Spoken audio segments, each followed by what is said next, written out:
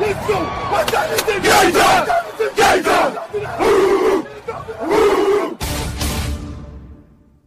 It's gonna be a football game tonight now. No doubt. It's gonna be a football game here. Okay. I done been here before. All right, let's go, baby. Hey. Play clock at 5. Pass is intercepted at the goal line by Malcolm Butler. Unreal.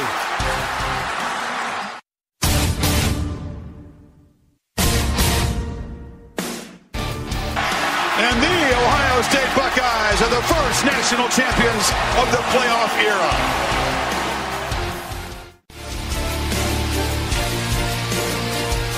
Ladies and gentlemen, football to football. Your host, Sean Garmer, Gary Vaughn, and Randy Isbell.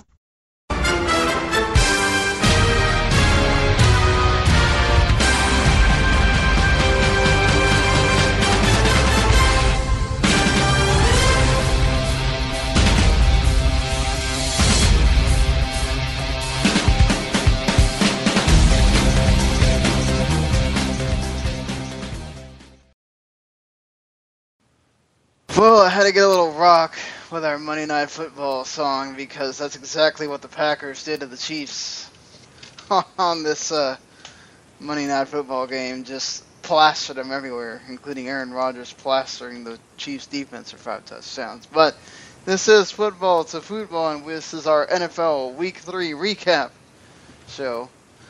So if you didn't listen to our previews, we're going to be responsible for all the terrible picks that we made and terrible games that we played and didn't do well in, and some of us actually did pretty well. I mean, Gary nailed some of these fantasy stars of the game, so he held up his end at least. So this show, of course, thankfully, I know one of these times these guys are just gonna hang up on me and just. They're gonna come with that, where they're just not gonna be on this show. I'm gonna get screwed, but thankfully they are here on this evening. Mr. Gary Vaughn. Yep, I'm the guy still looking for a piece of Andrew Luck's beard. I need some of that luck on my fantasy teams. Well, Mr. Randy Isbell. Oh, hold on, I'm still trying to find the end call button.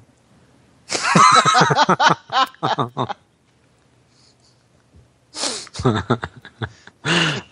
talks as he tells us he's going to do that too. Yeah. You're stuck here, Randy. I'm sorry. All right. Well, hey, you could be worse, I guess, right? Yeah, you could be on Knitting with Sally podcast. That's what I'm doing after this. Oh, okay. Whatever floats your boat there. Yeah. I get picks way better there than here. Yeah. It's been a rough time, guys. It really has in our pickups, and man, it just seems like I can't get anything right. But it's been fun though, at least doing it. And man, I mean, it's one of those things where you try your best to be educated, to learn, to know, and then just they totally screw you up somehow, some way. It's just no matter. All right, I don't know about you guys, but I only missed 2. I did it pretty well. I got 13 points this week in our NFL pick'em. So. 14, I think. I knew I should have just stayed with my pick of the freaking Cowboys getting upset. I went with my heart, and I probably shouldn't have. Yeah, same here. It is what it is. Well, like I said, we need to get into this Monday Night Football game that just ended an hour and a half ago, however long more it is at this point. Chiefs trying to make it interesting at the end. Had they hit that 2-point conversion, it would have been an 8-point game, and then, who knows? But the Packers didn't leave much time on the clock either. I mean, Aaron Rodgers, 5 touchdowns, 333 yards. James Jones went off. Randall Cobb had 3 touchdowns. I mean, Jamal Charles had 3 touchdowns too. The streak has finally been broken. Jeremy Maclin went crazy, 141 yards, and got that touchdown. So they finally thrown a touchdown to a receiver. I guess we can finally stop talking about that. Yeah, it finally happened. But what are your takeaways from this game, Randy? My takeaways are Green Bay's just the best team in football. They jumped out on Kansas City. They got a good lead. They were tossing the ball all over the place, and by the time Kansas City started getting into their rhythm, the game was over. I mean, like you said, Macklin 141 yards, but he had 0 in the first half. I mean, they just could not get anything going in the first half. They put themselves down 24-7 at halftime, and they did the best, but they just couldn't make that comeback. So, you know what's so crazy about this game is the fact that the weeks before I kind of felt like Kansas City's defense wasn't that bad, really. And I kind of felt like they could hang with most teams, but tonight we were kind of shown that they are not as, able to shut down the really good teams, the offenses that are elite, and that's what this Green Bay Packers offense is pretty much elite. I think the Patriots are probably the closest to them. So looking at that and look at the situation with this Kansas City defense, I think they're a good defense still, but they're not great. Pass rushing ability is not really there. They played some teams this year and won games because the offenses that they face have not been stellar. So I have to take a step back and look at this Kansas City team again and kind of reevaluate. I think it's not only that; it's certainly just the Chiefs. I don't know what to make of them, honestly. Like, they had this long layoff. You would have thought they had all this time to sit here and plan for this game, and then they just go out there and they get trounced. I mean, the defense, 6 sacks on Alex Smith. I mean, that isn't a defense that just goes out there and dominates either most of the time.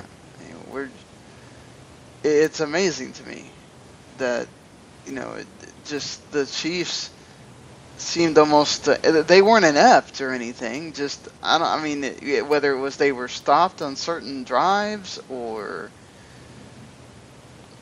I don't know what to really make of that, but it's. Well, the one thing that I'll say is, and this is known by everybody who knows anything about the game of football, especially the NFL, it's very hard to beat the Packers at home. It really is. The energy level, that defense came to play. They were flying around. They were ready. I'm not sold that Green Bay's defense is, one of the top. I mean, they're good. But I'm not going to sit here and say they're one of the better defenses in the NFL overall, or maybe not even in the NFC. But they look like it tonight. They were just energized. They were ready to play. And, there are sometimes you get games like this where one team's just more energized than the other, and that's what it looked like to me. It looked like Kansas City couldn't get over themselves. They kept stumbling over their own feet. And, Green Bay was ready to go. Yeah, certainly. Anything else on there? I mean, just, Alex Smith kind of did what he does. It's just, it was not good enough in this game. The Kansas City defense was not good enough. They only sacked Rodgers once. You have to get to Rodgers more than just one time. Yeah. If you have any hope of doing anything. And that's why, Gary, I have this question for you is anybody going to beat the Packers on Lambeau this year? It just looks like they are unbeatable when they're there. They have a great record at home, and it's hard to say that they'll go undefeated. I think there might be one team that can do it. I'm sure there are, but I'm not going to sit here and say who, because if I choose, it's going to be wrong. I think they can be beat at Lambeau. But to me personally, if you're going to ask me a number, I'll probably say one game they'll lose. What do you think, Randy? No, guesses there? I'm going to say 0. I think that's why I have them in the Super Bowl. I think they end up with the number 1 seed in the NFC and have home field advantage and take it all the way to the Super Bowl. They're just so good at home, and I don't see anybody beating them. Yeah, it's hard for me to say that I think somebody's going to beat them either. It's just they are absolutely insane. And, I really don't think that... I mean, the NFC North plays what divisions do they play in this season? The NFC North? Well, they play the AFC West, obviously. Mm-hmm. And then they played, well, they're going to play something. They're going to play another whole division, too. Whatever. We'll think about it later. But I mean, the Broncos is possibly. I don't even know if that game is in Denver or in Lambeau, but it's at Denver, and they get both Wests this year. They get AFC and NFC West. Where's the Cardinals game at? Cardinals game is at Arizona. Their home games remaining. Their home games remaining is St. Louis, San Diego, Detroit, Chicago, Dallas, and the Vikings. And Dallas is week 14.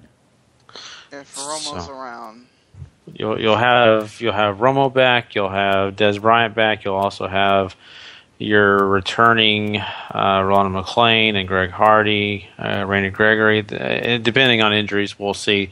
They'll be at full strength. I still think that St. Louis could surprise Green Bay. I know it sounds crazy right now after seeing this beautiful game that they put together, but I'm just telling you, you got to watch out. I know it sounds terrible, but you never know. St. Louis could come in there and do it. They got the pass rush in St. Louis's defense isn't just horrible. They just their offense. St. Louis' defense is good, but your offense has to do something. I agree, but if you make Aaron Rodgers uncomfortable, he's not putting up 30, 40 points on you. He's putting up 10, 17. That gives Nick Foles or anybody else the opportunity. You got turnover issues. Anything can happen. I mean, heck, I even looked at that Vikings game. The Vikings know Green Bay. They could even go in there and do it. I don't believe Detroit certainly, the Vikings have the best shot out of anybody in that division. So, especially if the Lions go to 0-4 next week when they visit Seattle. So. At that point, I mean, your season is pretty much over if you go to 0-4.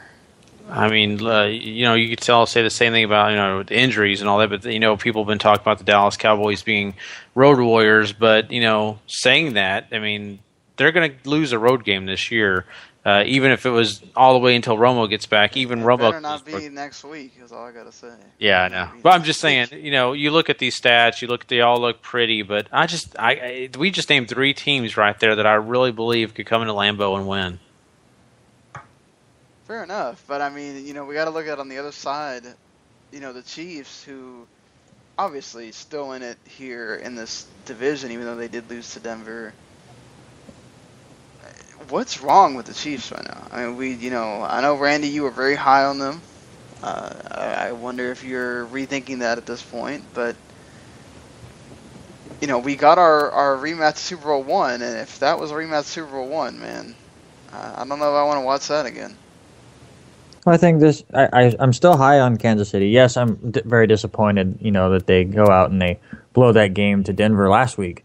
But I said it last week. I thought Green Bay was going to win this game. I mean, they're just a better team. They're at home. It's a Monday night. Aaron Rodgers just loves to play under the lights and show off, and that's what he did.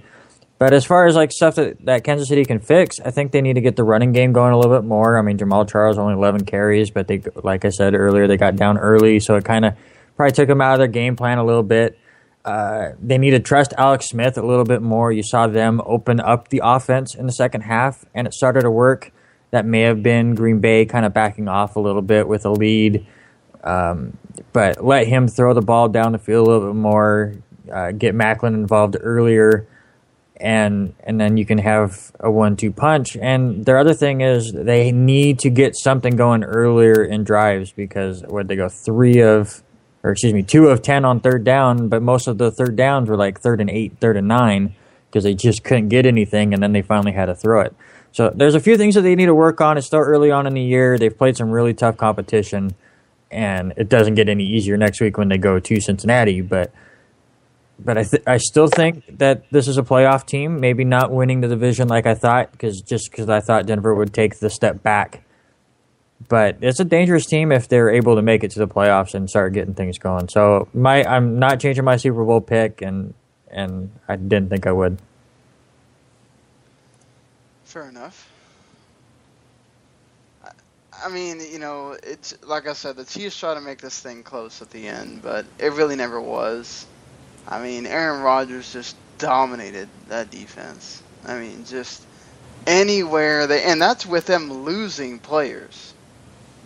Let's not play around with that. They lost some receivers. I mean, Devontae Adams was out for part of this game or whatever, and we thought Lacy wasn't going to play for a while. He did okay. He didn't, wow anyone. Between him and Starks, they did okay. Just, I don't. It's one of these where I think just they're at home and they're going to do their thing. But I think the Chiefs are okay. I mean, they're playing who next week, Randy? Say that again. Who are they playing next week? The Chiefs. They're playing at Cincinnati. Wait, that could be another loss for them there. The way Cincinnati is playing, but I mean that's going to be a hard game. I just it's. We'll have to see with the Chiefs. They're certainly not bad. They have players. Like I said, Jamal Charles got 3 touchdowns, and got bright signs with Jeremy Maclin, and then Travis Kelce still did okay. So, I think that the defense has kind of lost itself. Honestly, they did lose some players on defense. I think they lost one of the corners during the game, and then Aaron Rodgers was making it even easier for him to pick them apart. So.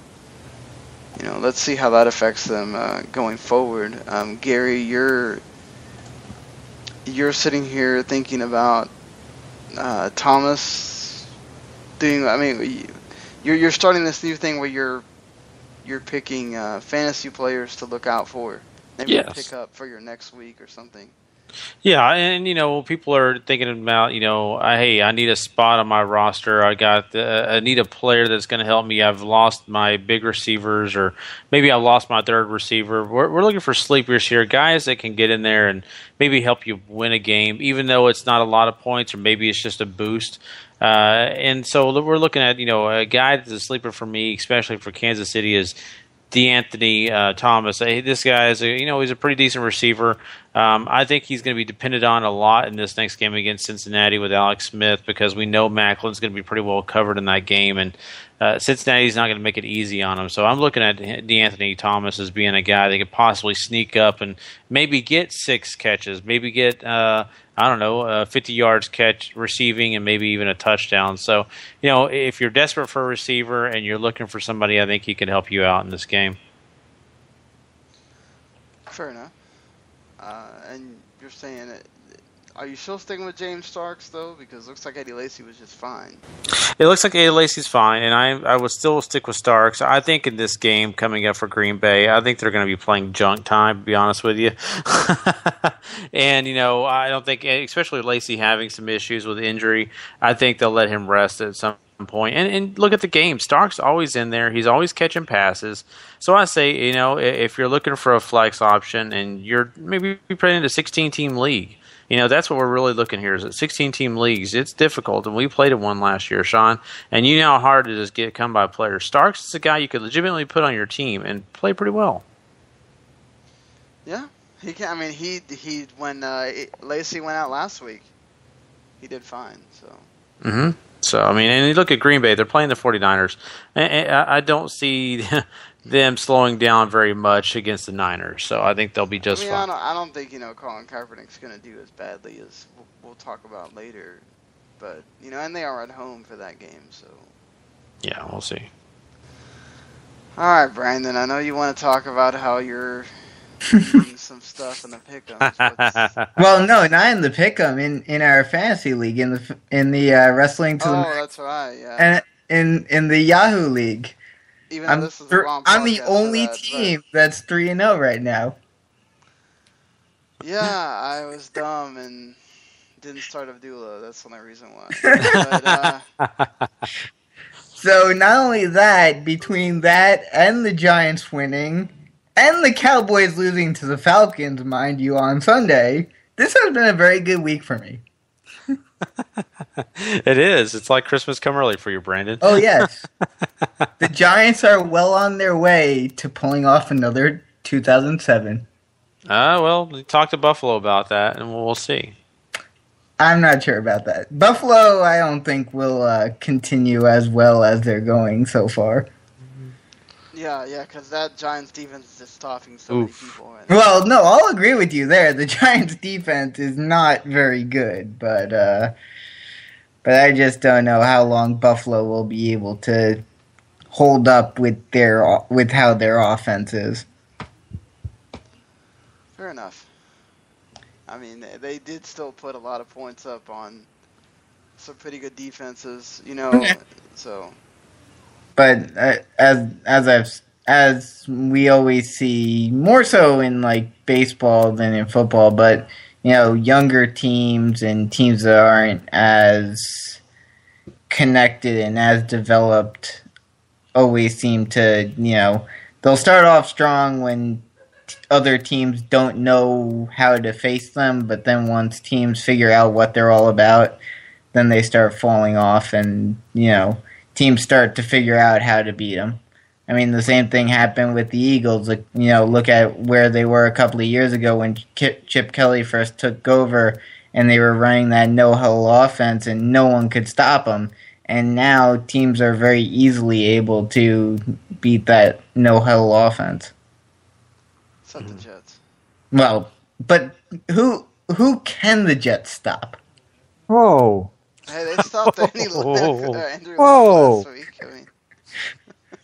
Hey, Randy, you gotta admit, the Jets have been the laughingstock of New York and the whole entire league for the past, 5 years. I don't know. It's The Knicks are much this year. worse. Well, yes, I'll give you that. Knicks or the Jets are second to the Knicks. Hey, we'll get to the Eagles. Don't you worry.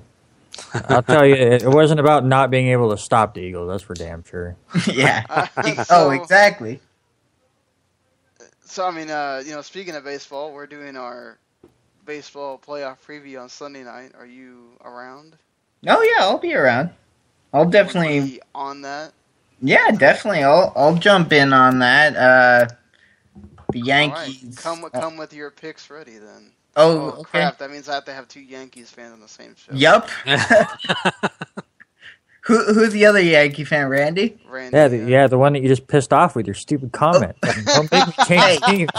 That's a team we can agree on. When are you just going to have to come in and represent the Mets? So, hey, we'll have 3 Rangers fans on there and then a Cubs fan, so that's going to be fun. Oh, yeah, that should be a lot of fun. Chris is hardcore about his Rangers, so that should be pretty interesting. But, yeah, so did you have anything else you wanted to talk about? Or? I mean, the Packers looked pretty dominant tonight. Well, not entirely, but they looked pretty good tonight. And, yeah, the NFC East, as I said on Thursday, it's going to be a fight to the finish, but not in the good way.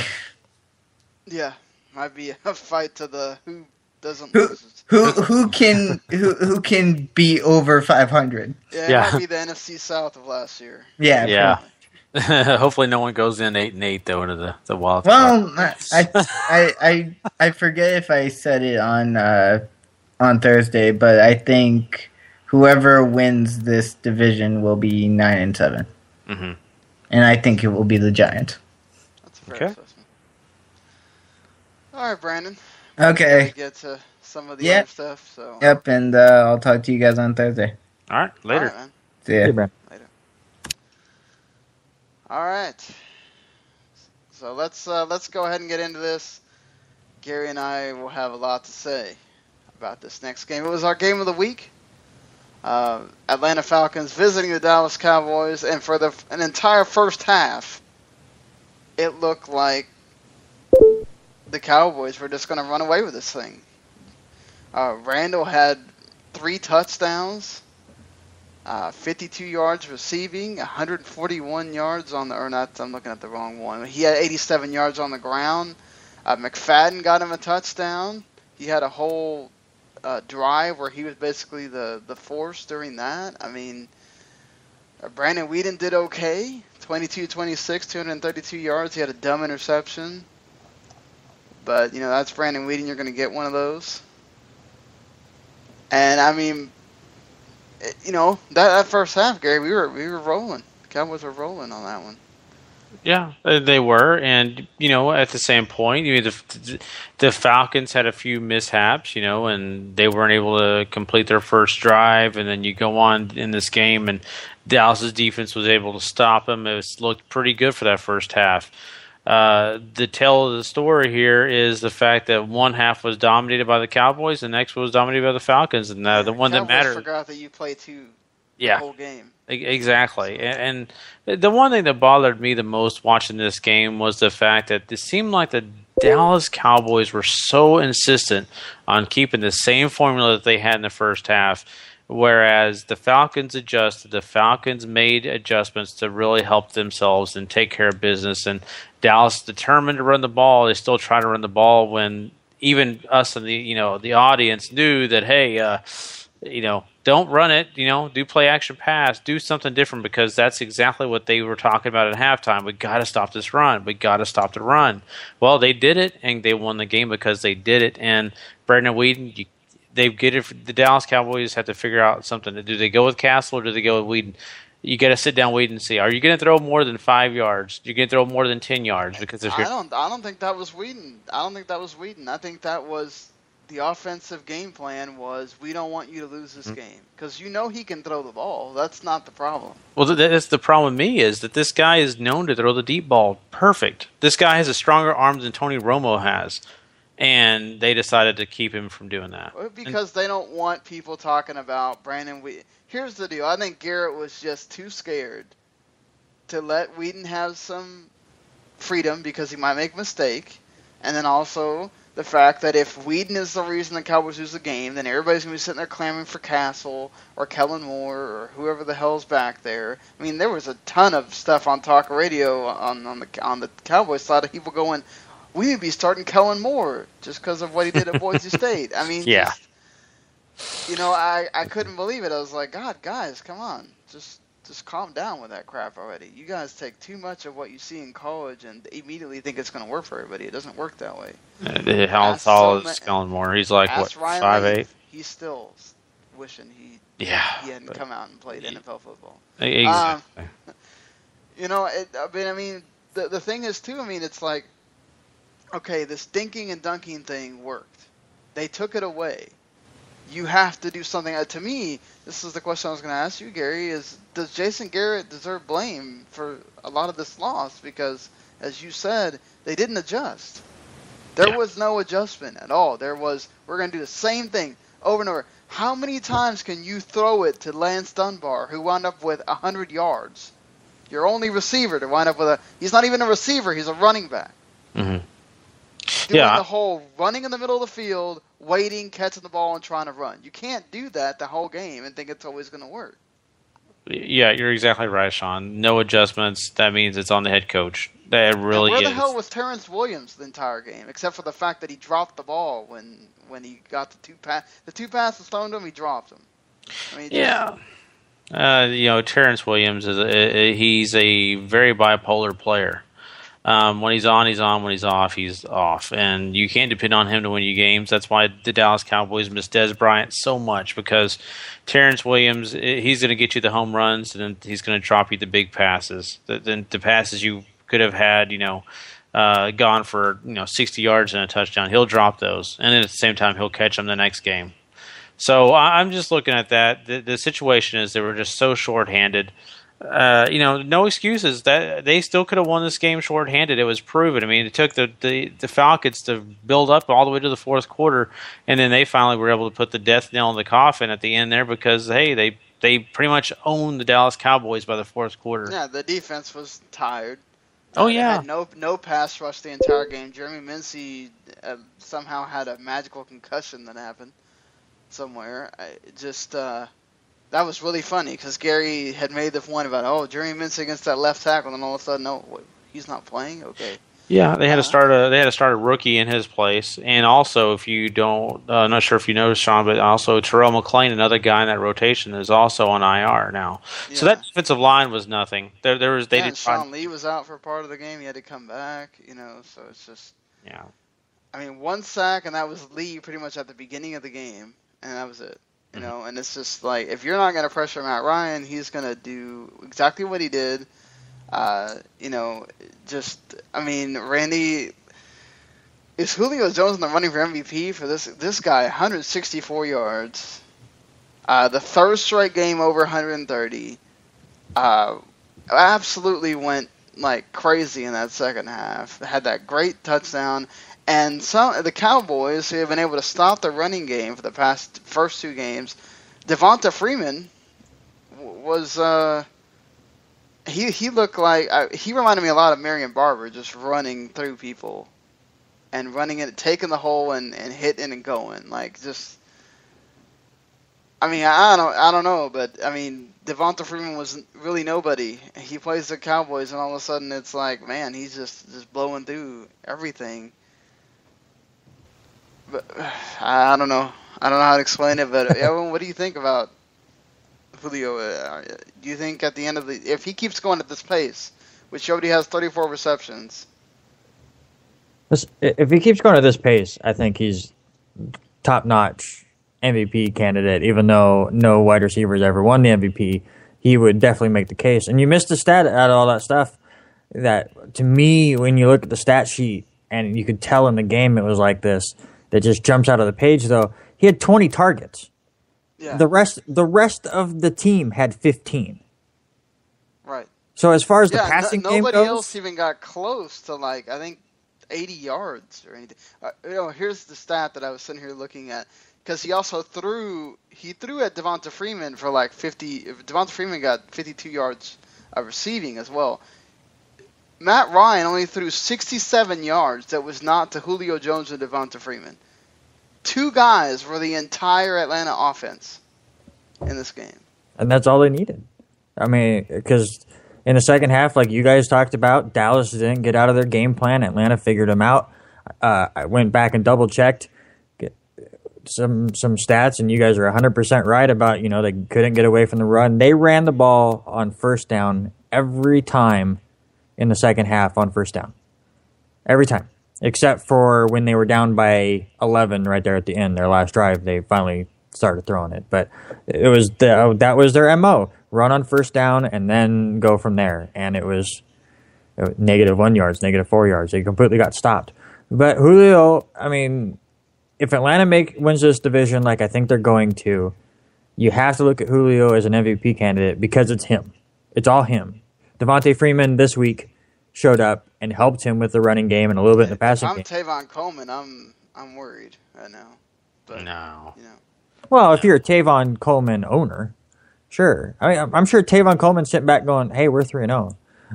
Players don't worry. I mean, well, I'm sure some. Well, I'm sure he wants to play so he can get him, some rep for a better contract later. Well, yeah, but I mean, that's more of he has to be worried. It's not like they're going to cut him.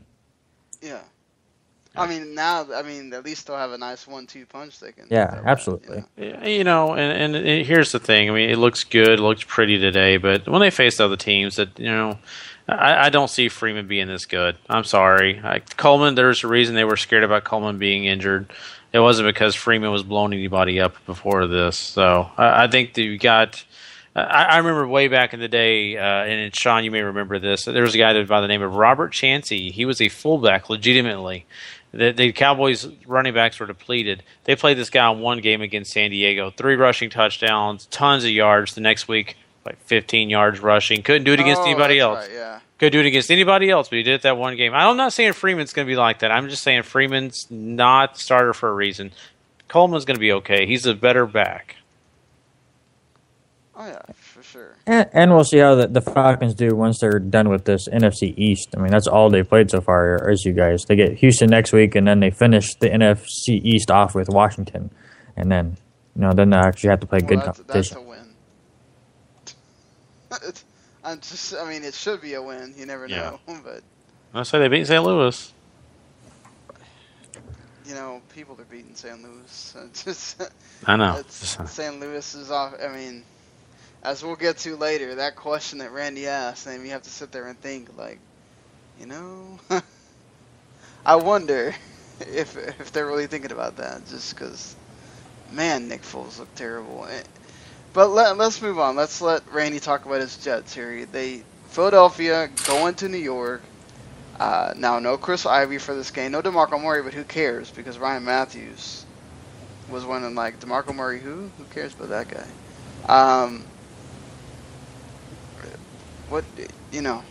Take us through this, Randy. Yeah, so basically the things that I've learned about the Jets so far is you can run on them. I mean, they showed it last week with Frank Gore.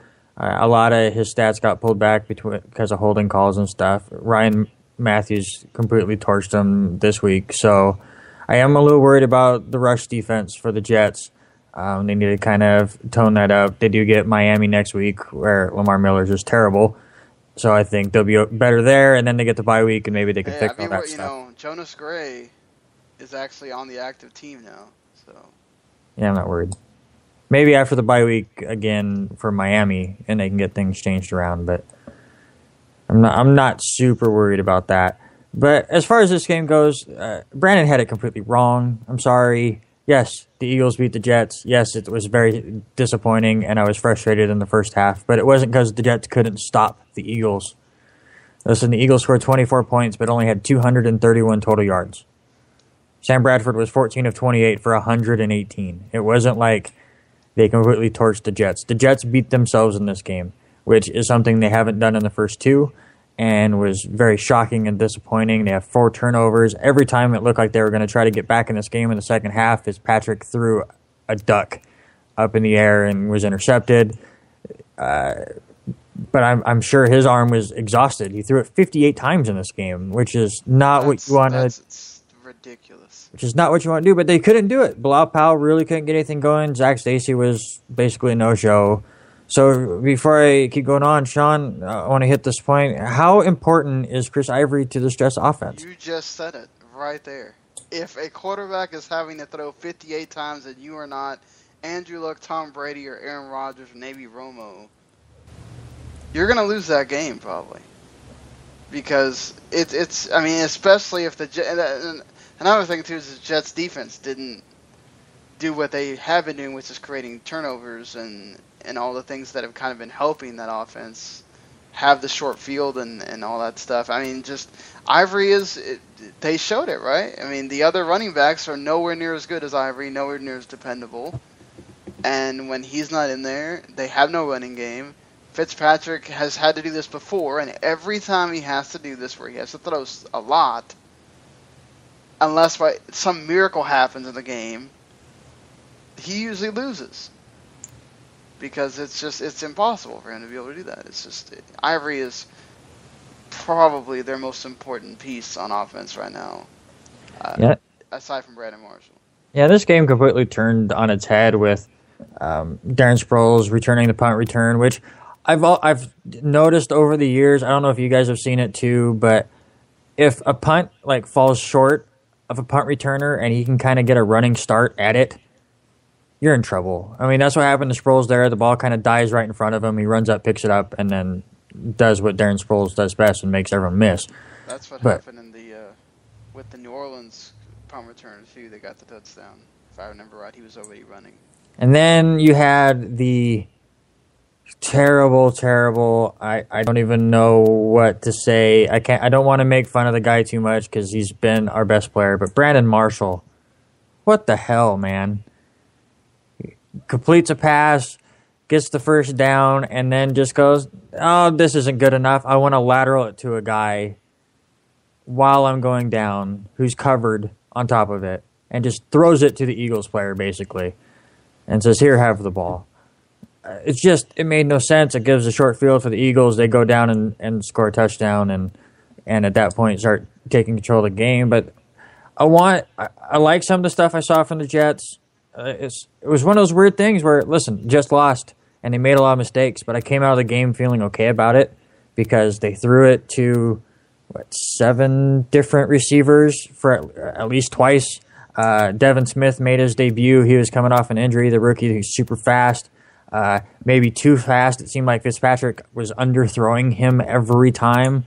Like Smith would have a step and then would have to slow down to try to make the catch. So if they can get their timing right, that could be good.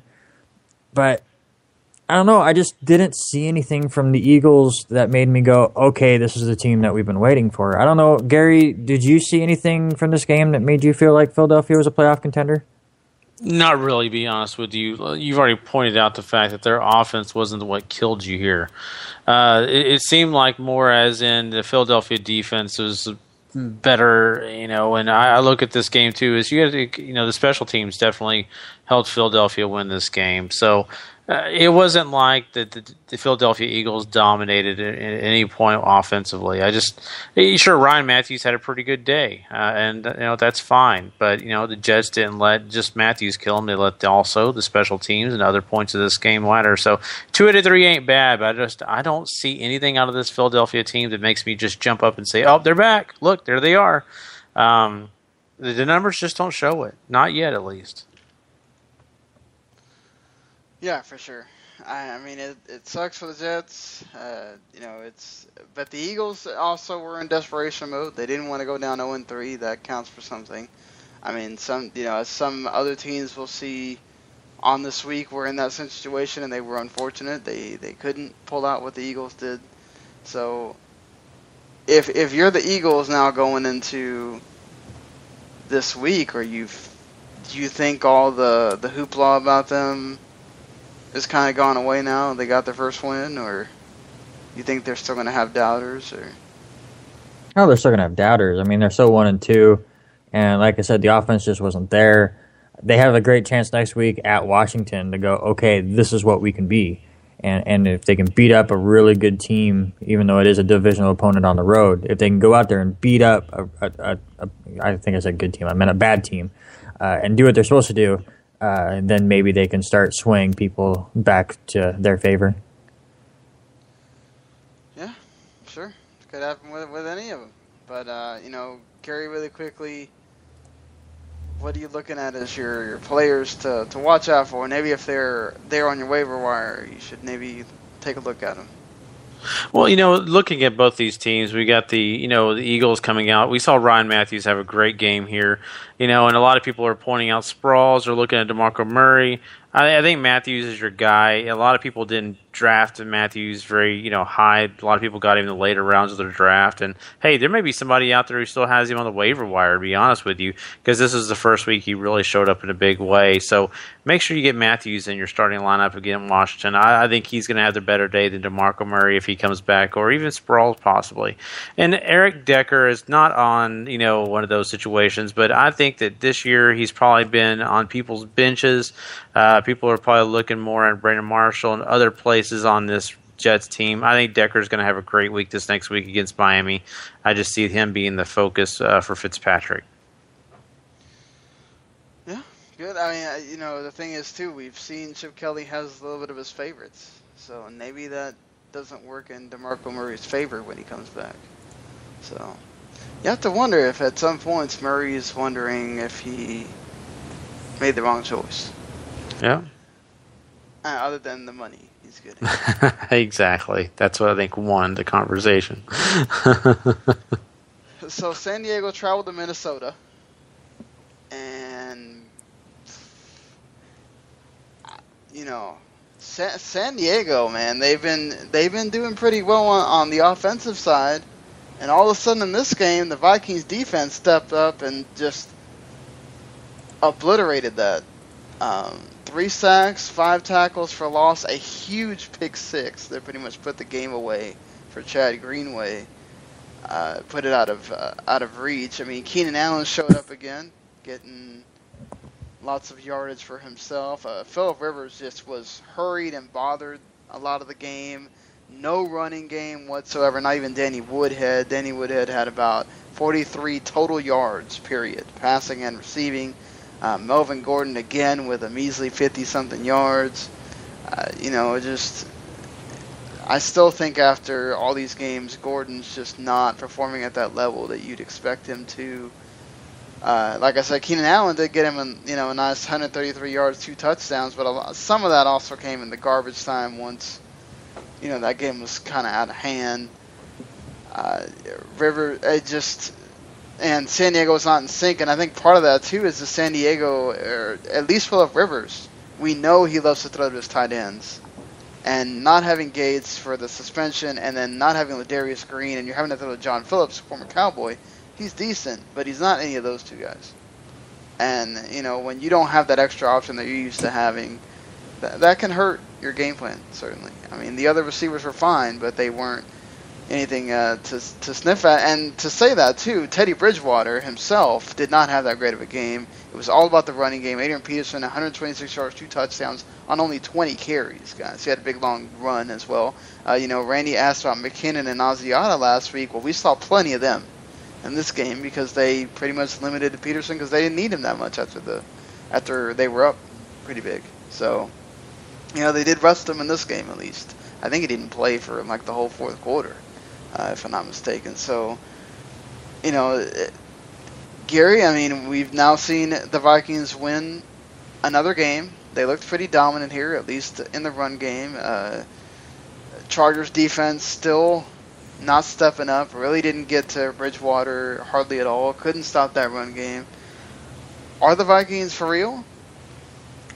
You know what? They're starting to look like they are, for sure, at least in these 2 games. I just feel like that they're on the rise at the moment.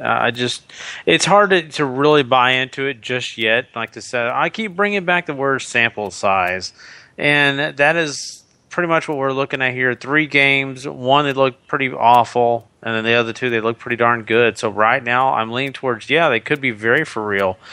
This defense looks like the defense that I was predicting them to be, better than, for sure what they had last year. So I think they are to an extent. I hate to say just for real because I don't want people saying, oh, you're a Vikings lover. No, I just think that they have a really good upside just by looking at this sample size. Yeah, whatever. You're a Vikings lover. Sure. I wouldn't be too much of a Vikings lover, though. I mean, Bridgewater, he overthrows his receivers and his tight ends a lot.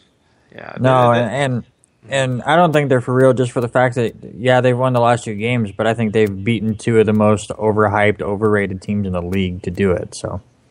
Yeah, see, but you're getting into my point why I don't want to say they're for real. But it's hard for me to go against them. They play these games tough, and I don't know. I could see them having a better upside. They're definitely not the best in their division. We know that.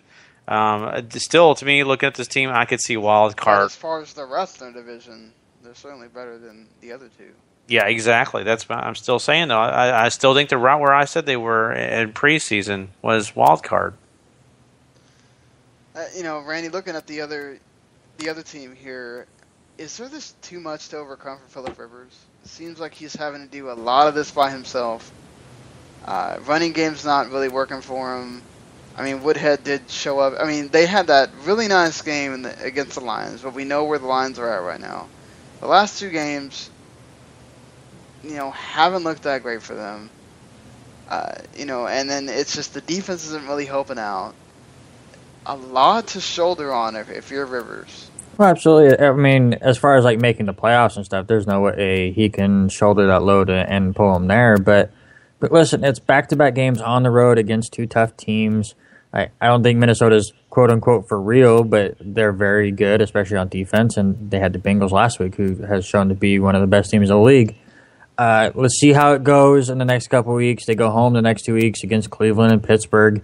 I am higher on Melvin Gordon than you are, Sean. I really think he breaks out next week against Cleveland because they just don't have a rush defense there. But I don't see this team really competing. I said that before the season started. They're just not a complete team. Their offensive line right now is beyond banged up. So they have a lot of holes to fix there too. So, I mean, no, I don't think. I think it is too much for him, and I don't think. I mean, you're going to see them win 5 or 6 games, and you're going to see grumpy Phillip Rivers on the sidelines more often than not. Well, Gary, I mean, you didn't say Melvin Gordon. You're saying to go find Danny Woodhead and put him in there for Cleveland. I just think that Danny Woodhead is a sneaky guy. We're talking about sleepers here. We're talking about guys that aren't on everybody's roster or somebody who's lower on the rankings, and that's who Danny Woodhead is. And people may have him in the PPR leagues because he's very valuable there. But I think even in the standard league, he's a good pickup if you're looking for somebody who can run and as well catch the ball, because Cleveland, just like Randy just said, run defense is not great, and Woodhead can definitely surprise those Browns. I'm also looking for the Vikings side of the ball. Kyle Rudolph is going to be playing Denver next week, and Denver's defense is pretty good. I think that when you're looking at Bridgewater, he's having some issues still getting the ball out there. And Rudolph's his best option. A short passes here and there. I think Rudolph can be sneaky and maybe have the best day receiving, especially against a good Denver defense. Fair enough. So, Randy, I mean, speaking of defenses, didn't seem like there was any in this next game between the Colts, who are visiting the Tennessee Titans. But take us through this one. There was certainly different points of the game. It was hard to tell who was going to win. Yeah, so Indy jumps out ahead right off the bat. They go 14-0, and then, all right, it's like, here we go. This is the Colts team we've been waiting on, especially, they get the pick six on Mariota, which was his first interception. But if you go back and watch it, it's not his fault. I mean, he hits the receiver right in the hands. He just gets drilled, and it goes up, and, it's taken to the house. But it looks like the Colts start rolling, and then all of a sudden, the offense just stops. I mean, they get nothing going. Mariota starts getting on a little bit of a roll, and all of a sudden, they up 10? Is that what I'm remembering? But they're up 2 scores or something like that, and it's just... What is going on is now I'm watching this game going, okay, what is wrong with the Colts? I mean, I just figured they'd come in here and be a divisional opponent and they'd dominate, but they really didn't. Andrew Luck, 18 of 30, 260, 2 touchdowns and 2 interceptions. He continues throwing interceptions left and right. Frank Gore did get things going a bit better, 14 for 86 and 2 touchdowns. If they can start working that kind of stuff out, they'll be better. But really, I don't know what to think about the Colts, really. And I don't know, Sean, how you feel, but let's see. I can't even read my question. I'm trying to read my question. I can't read my right. Yeah, Sorry. I'm looking at it here. You just, with Luck, it's, was he being pressured a lot in this game by the Titans defense? Or? Oh yeah, it's the whole game. He's still running around. That's the thing, though. Like, how in the hell are you supposed to sit there with people in your face constantly and be able to pick out your receivers? And then not only that, but you've got, Andre Johnson is still not. He's not the same guy. You've got T.Y. Hilton's a little banged up. He's certainly. Probably feeling better this week than he did last week. But, thankfully they got the running game going, or it probably would have been worse.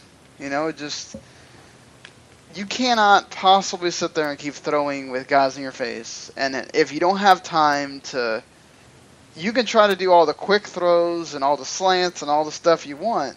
But eventually, if the line doesn't block for you, it's going to be really hard for you to keep passing. Unless you're getting a situation like the Titans did where, oh crap, we're behind, we got to throw, and oh crap, all this stuff, and so, the game becomes a little easier. But just, for me, I don't think it's necessarily Andrew Luck, because we've seen him be great. I don't know that he just lost it all of a sudden, no. Yeah, and you brought up the running game, and I kind of want to bring it up on the other side. Everyone was so high on Bishop Sankey all year, and he goes 5 carries for 10 yards, and this Antonio Andrews comes out of nowhere and gets a touchdown, gets 49 yards. Gary, is he for real? Is he a threat for being the starting halfback for Tennessee?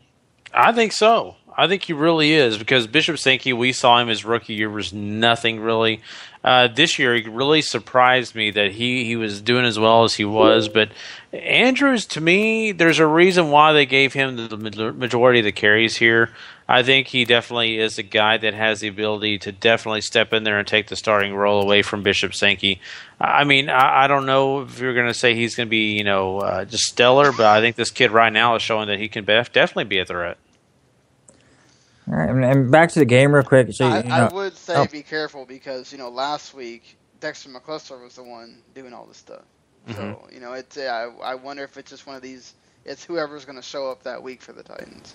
Yep. Yes, you're right.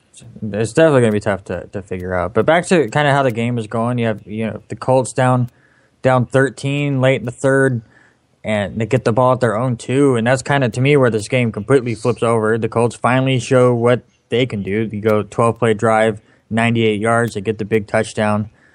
Titans in 2 plays throw an interception, and the Colts instantly score a touchdown. Next thing you know, they're up 7, and this is where I have to ask one more question to you guys.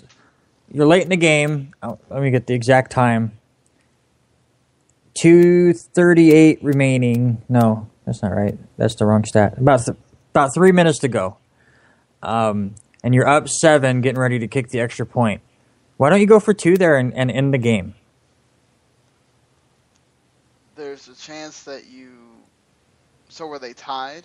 They were up 7 after the touchdown, and they went and they kicked the extra point to make it an 8-point game. But why not go for 2 and make it a 9-point game and close it out? Because then they can do the same to you if they, let's say you're at the 7-point game for you. Well, what if Ken Wisenhunt gets smart and says, okay, let's go for 2, and then what if you lose the game by 1? Well, that's... You get that 2-pointer. But see, you're going for 2... If you go for 2 there and you miss it and you're up 7, your one risk is they go for 2 and make it and you'll lose by 1. But in this point, you kick the extra point, they could have went down like they did and score their touchdown and go for 2 and tie it. But if you get the 2-point... Right, but that's the point. Like, you're making them have to now not only score the touchdown, they have to go and make the 2-point conversion too, which isn't automatic.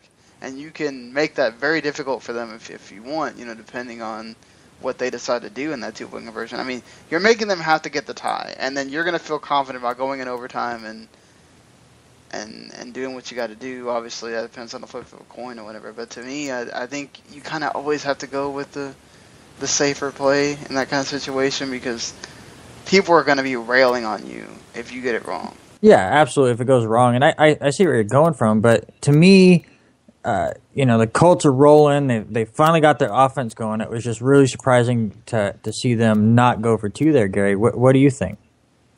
I'm kind of with Sean there as well, just because of the fact that I think you're putting more pressure on the other team by just kicking a 1 extra point, not going for 2.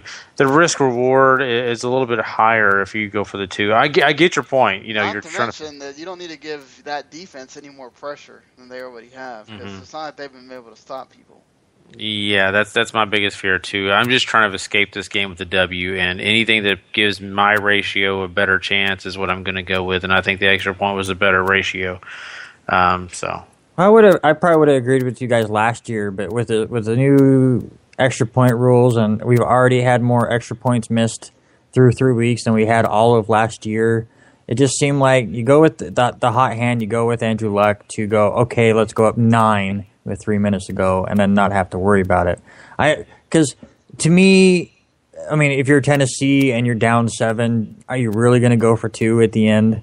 Just because they went for 2 and missed the chance to close it out. I mean, there is that small chance, but I think if you're Tennessee and you score that touchdown and you're down 7, you're kicking the extra point, you're going into overtime. Right, yeah. No. But I see what you guys are saying. It was just, to me, when I was watching the game this morning, it was, well, why didn't they do that? It was one of those, I mean, I'm not ragging on them, and if they would have got the 2-point conversion and went into overtime and ended up losing, I wouldn't be calling for the coach's head saying he made a terrible decision. It was just an interesting thing I saw, and I was curious what you guys thought about it. No, and I totally get where you're coming from. I get frustrated too watching games. I'm yelling at the TV, hey, go for it on 4th down. You guys are running through this team. Just run the ball in a 4th and 1. And the coach punts the ball. I mean, it's the same scenario. Why didn't you go ahead and just shove it down their throat? But you just never know. You never know what's going to happen. Right, exactly. You avoid more stress for yourself and for your team if you just do what you'd normally do on a 4th down or in that situation, whatever. So let's move it along to a game I had to cover. Oakland visiting Cleveland. You had Josh McCown back at quarterback here for the Browns. Derek Carr, once again here for the Raiders. Carr had another good game for himself, 20 of 32, 314 yards, and 2 touchdowns. Mark Cooper didn't get a touchdown, but he had 8 receptions, 134 yards. That's on Joe Hayden most of the time. So, once again, Browns' biggest defender getting beat there. You know, and you got to give credit a lot to the Raiders coach, because Murray was getting stuffed early on in the game. I mean, absolutely behind the line stuffed. And then they kept going with it. And then as the defense got more tired and all that stuff, Murray was starting to get things going, and he got a big run at one point. He got him a touchdown. He got the touchdown to clinch the game, actually.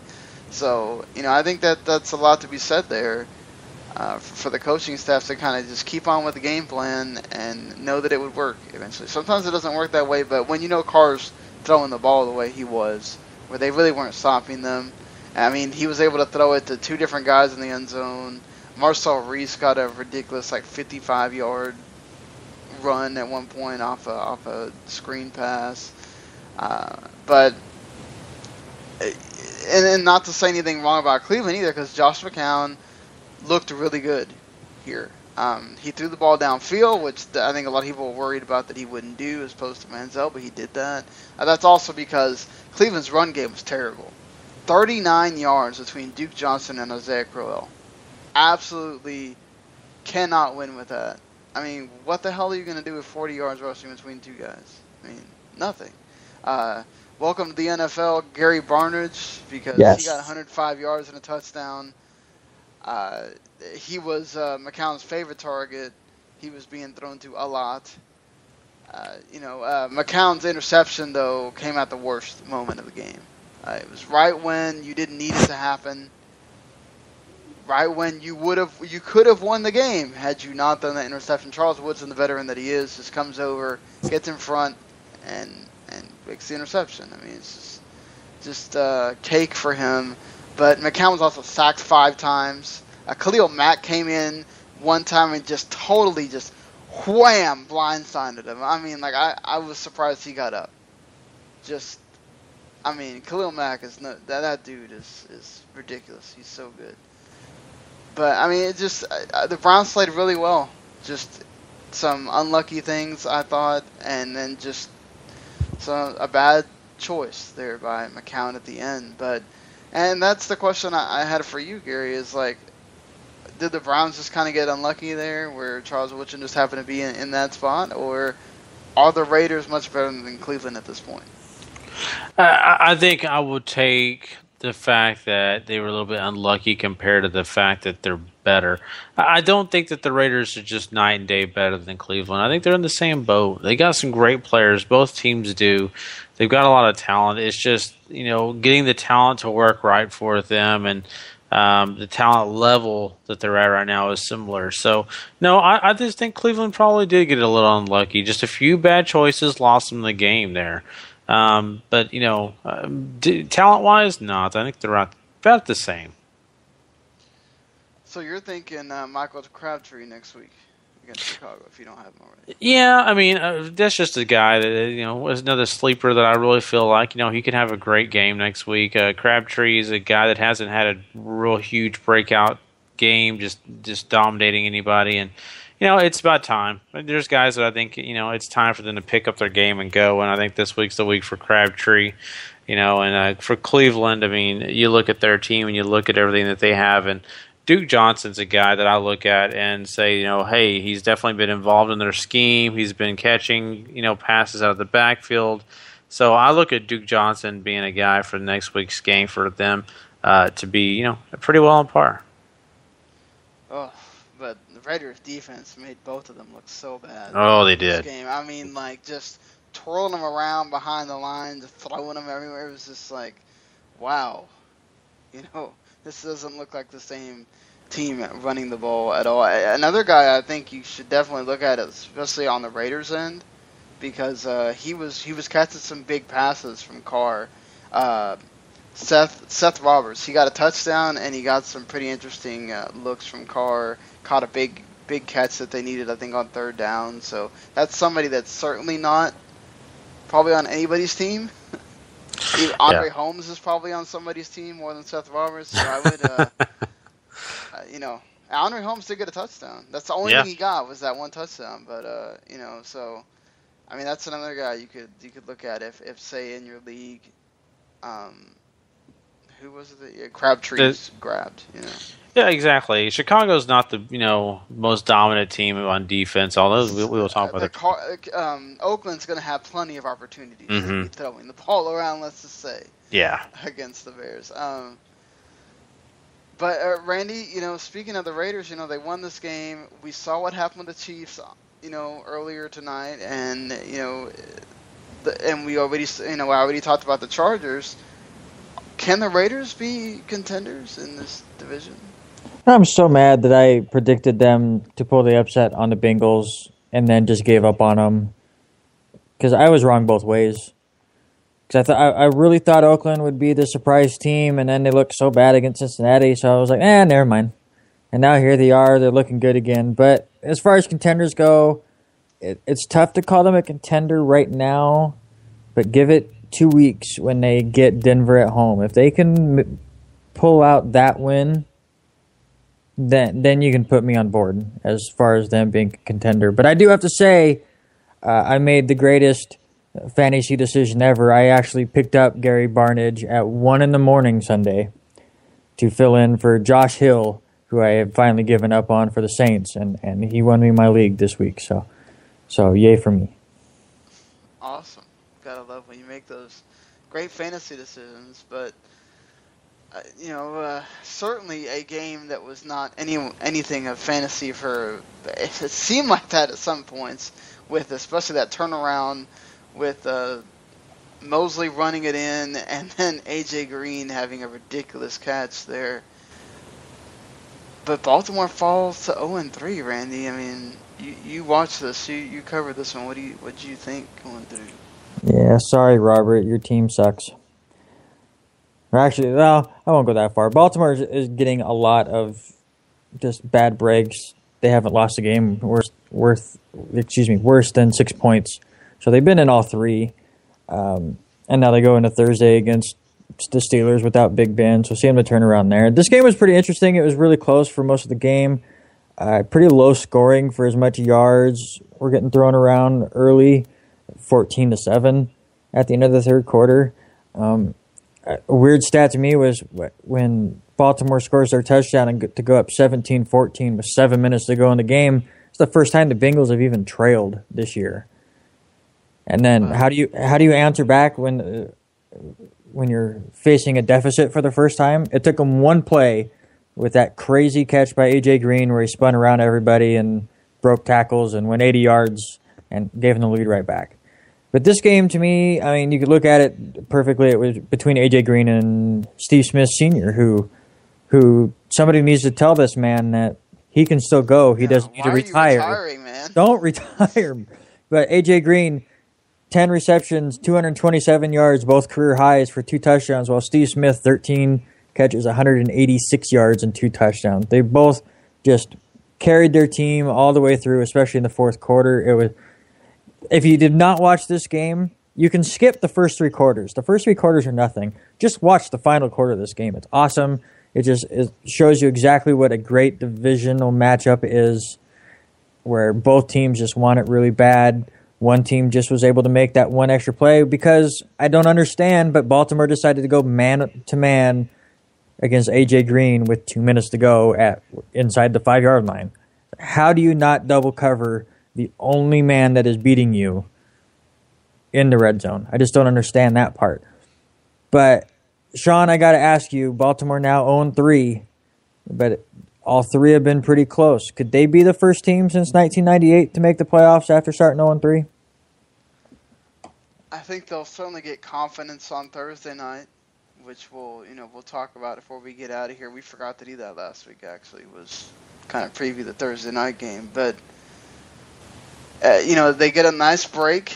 They get to face Michael Vick instead of Ben Roethlisberger, which I'm sure Flacco and everyone will take advantage of. Of course, also Baltimore plays Pittsburgh pretty well. But, aside from that, they're going to have other tough matchups. And Flacco cannot get into these shootouts in every game. It just if you're putting this on Flacco to win you a game every single week, that's so hard to do. Just it's Baltimore. Could they definitely be in the mix the whole rest of the season? Sure. But it's one of these things where it's just like you're asking Flacco to do so much right now, and I don't see it, Yeah, it's gonna be really tough. I mean, that division, even with Big Ben out for a month or two, it's pretty tough to come back from 0-3. I agree with you. But on the other side, Gary, I got to ask you. I mean, I've talked about AJ Green quite a bit in this review. And we've already talked about Julio Jones, and on Thursday we talked about Odell Beckham Jr., and you have Des Bryant, who's hurt right now but is still really good. Some amazing wide receivers out there right now. I'm going to put you to the task right here, right now. I want you to list the top 5 wide receivers in the game today. Okay, so looking at this question, and to me, here's the thing. Are we including the injured guys, or are we going to just go with what we have right now in front of us? That's my big question. Right today. Okay, so today, as it stands, with Des Bryant injured, you got a very low number with him, so, hey, we got to go with this group we got right now. Julio Jones is definitely number 1. He's carrying an entire team on his back. Julio Jones has got that top spot for me. Second, I think that you got to look at Antonio Brown. No matter what, this guy continues to give and give to the Pittsburgh Steelers. AJ Green, the guy we just got through talking about and gushing over, number 3 for me for sure. I've got to give Odell Beckham some love too. He's my number 4, and Steve Smith Sr. is definitely, or Junior, or Senior. I can never get it right. Senior, yes. I don't know why I even put Senior on his thing. But anyway, number 5 for me. So those are the top 5 if you ask me, receiver-wise. Wow. No love for Randall Cobb. I have Randall Cobb on several teams, but I still think that Steve Smith Sr. is the guy right now. He would be number 5, though, if I replaced Steve Smith. That's difficult, too, because you got Randall Cobb, you got James Jones, you can make the same case for him, too, over there for the Packers. And then I wouldn't sleep on, everybody kept talking about Javon Landry. Man, Rashad Matthews, he is going nuts over there in Miami. As much as, they're not doing that great. That dude has been a rock over there for Tannehill. And Gary, you put in an old man in Steve Smith. What about the old man, Larry Fitzgerald? That poor old man. Yeah, he's great. He's a talent. You only gave me 5 makes spots. Him look like he's 20 years old right now. It's just Gary, everything. That's why I asked the question. I know. It's tough. Wide receivers are breaking out all over the place this year. And if you want to throw in tight ends, Greg Olsen probably number 1 right now above everybody aside from Gronkowski. Yeah, so it's difficult. I mean, we didn't even throw Demaryius Thomas's name in there. My God. So, I mean, there's so many ridiculous, guys that we could throw on that list. But, if you're talking about 5, to me personally, that's my top 5. It could change by next week. You never know. Yeah, it probably will, depending on what happens next week. So, certainly something that's not changing, at least this week, is that Carolina Panthers are 3-0, and the New Orleans Saints are 0-3. But, we kind of expected that to happen. But I don't think we certainly didn't expect Luke McCown to actually have a pretty damn good game. 310 yards, interception. He threw the. Here's the thing that happened. I don't think they're not related, are they? The McCowns? I don't know. Maybe. So, I don't know.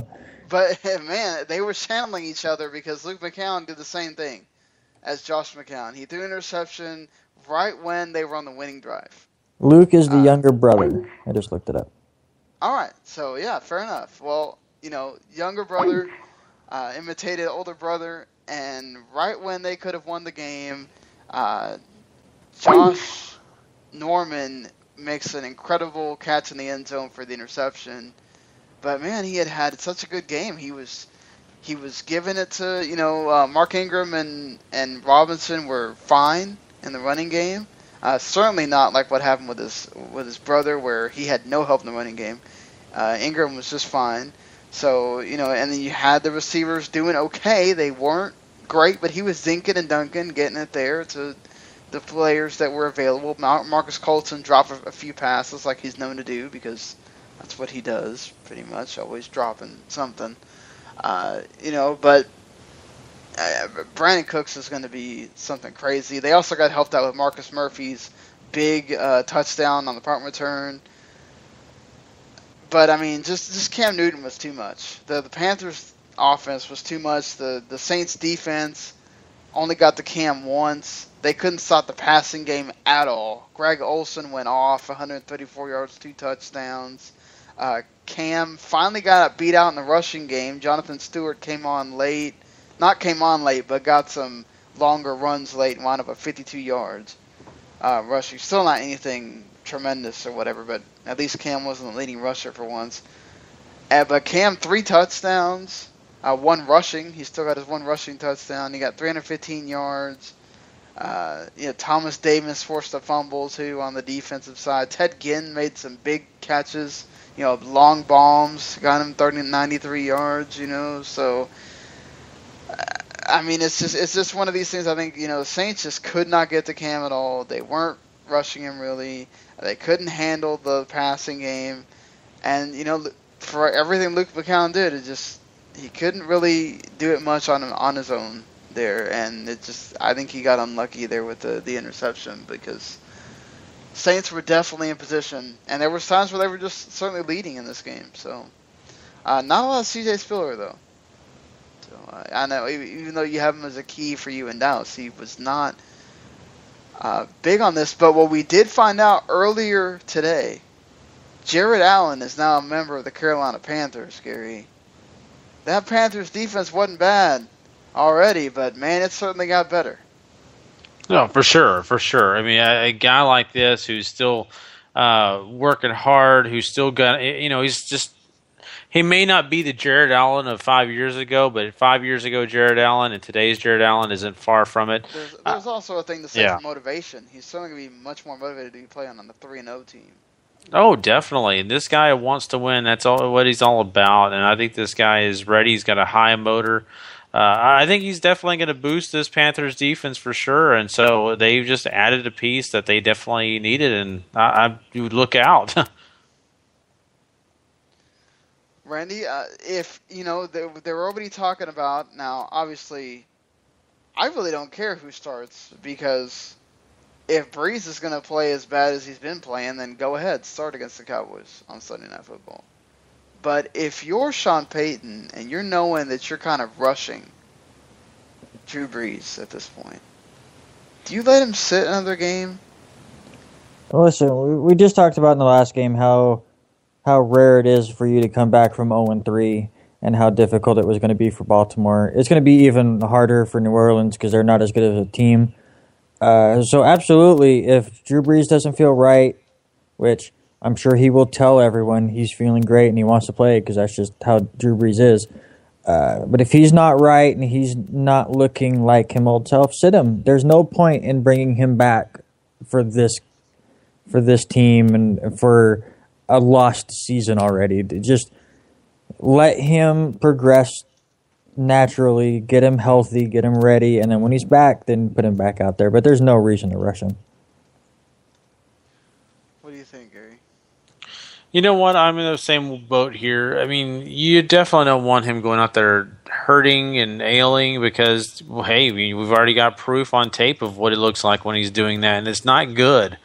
And what good is an injured quarterback to your team? I mean, yeah, sure, he knows some of the right things to do, where to go with the ball.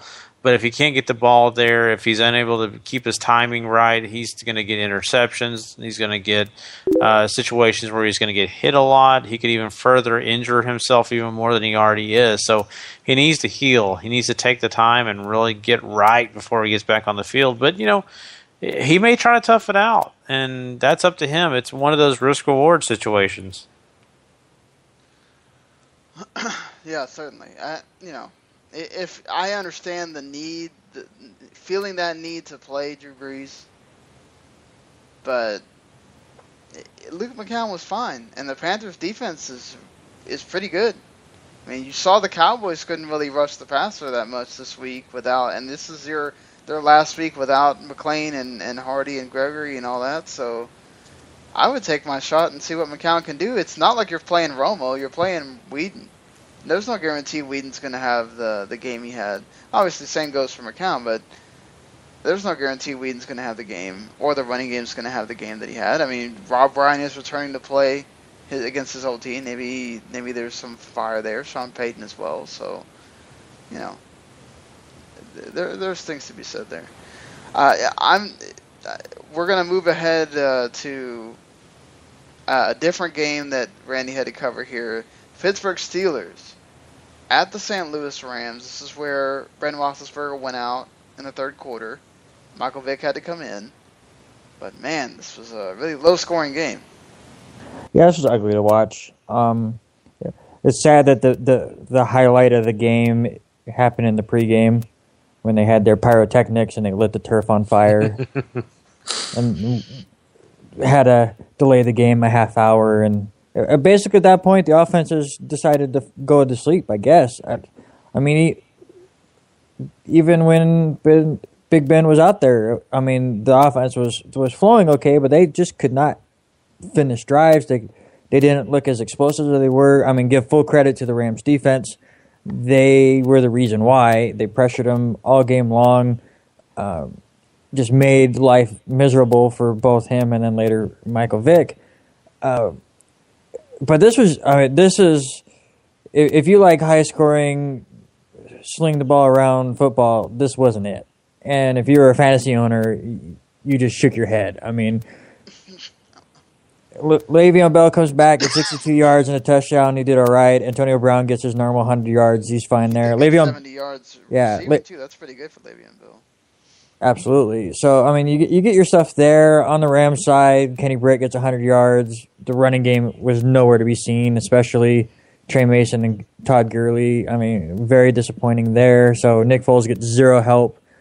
But I will say, I'm not going to go out and say Michael Vick's going to be as good as Big Ben, because that's impossible.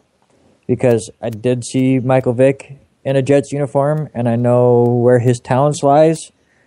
But it's so tough to see how he's going to fit in with this offense when you got one quarter against the Rams defense to really base it on. And he goes 5 for 6 for 38 yards, which was whatever, and he got a field goal. But I'm curious how it's going to go for... The Ravens haven't been able to stop anybody.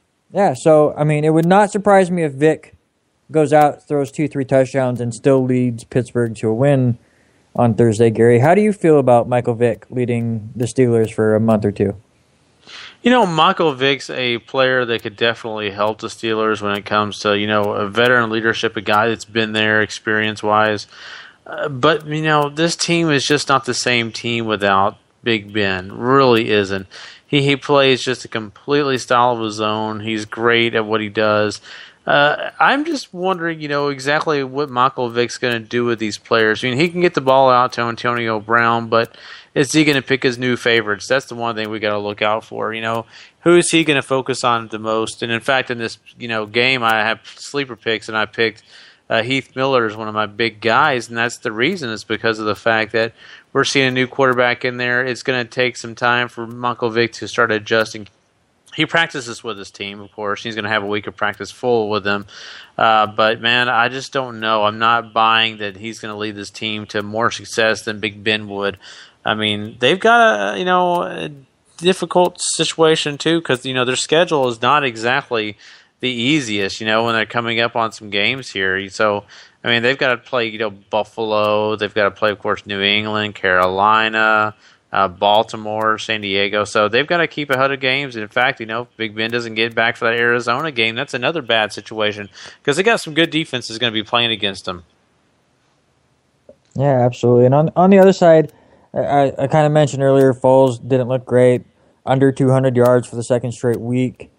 Sean, I got to ask, we've only gotten through 3 games, but neither Foles or Bradford have looked that great in their new settings. Do you think the Rams and Eagles just wish they could just take it back? No, because Bradford would have torn another ACL or something. He's not, obviously for the Rams, he just didn't work. I mean, he looked fine when he was out there, but I think it's one of these things where once Bradford gets used to whatever Chip Kelly's doing, he's going to be just fine. He'll be the Bradford that you think he's supposed to be. Nick Foles, maybe it was one of those things where Chip Kelly's system was making him look better than he really is. Or maybe it is the fact that he has no running game and, his receiver, he has Kenny Britton like nobody else. And not to mention Lance Kendricks dropped some passes in this game that had he not done that, the score might have been different. But, the things go different ways. I think that the trade is not the problem here for either one of the teams right now. In going to Gary's thing here, if I were a fantasy owner, I don't start any Rams running back against the Arizona Cardinals defense. The Cardinals have stuffed everybody. Yeah, but you got to look at Cunningham catches passes, and they're not going to be able to throw the ball downfield. You know that already. You've seen them in this last game. There's no way they're going to get the ball downfield against the secondary. Cunningham's an excellent back out of the either in the slot or even sweep runs. However you can get the ball to Cunningham, he's your best bet. Gurley is not ready. Gurley is still getting his feet underneath him. So I think when you come to PPR, play Benny Cunningham if you have to. Now, I'm not saying to. I agree with Sean. Don't play any Rams running backs, but if you got to, Cunningham's the guy to have. Yeah, it's kind of some pickings over there. I looked at the receivers to pick out of because I did not want to pick a running back. Sorry, Benny Cunningham's the best receiver they're probably going to have this week. Kenny Britt's been doing all right. Good luck against our nice little friend over there. Yeah, sure. Yeah. So we already talked about one Texas team. We got to talk about another one. Tampa Bay visiting Houston. This is one of these really unlucky games for Jameis Winston because this game should have been tied. But the Tampa Bay kicker is terrible, and he missed 3 field goals and an extra point. An extra point that could have had him at 10-10 for most of the game, and perhaps things are different because you're not worried about the fact that you're still down. And then you're kicking and you're in positions where you think you're going to make the field goal and put more pressure on Houston, and the guy keeps missing field goals. I mean, come on. And the guy has a weird-ass name, so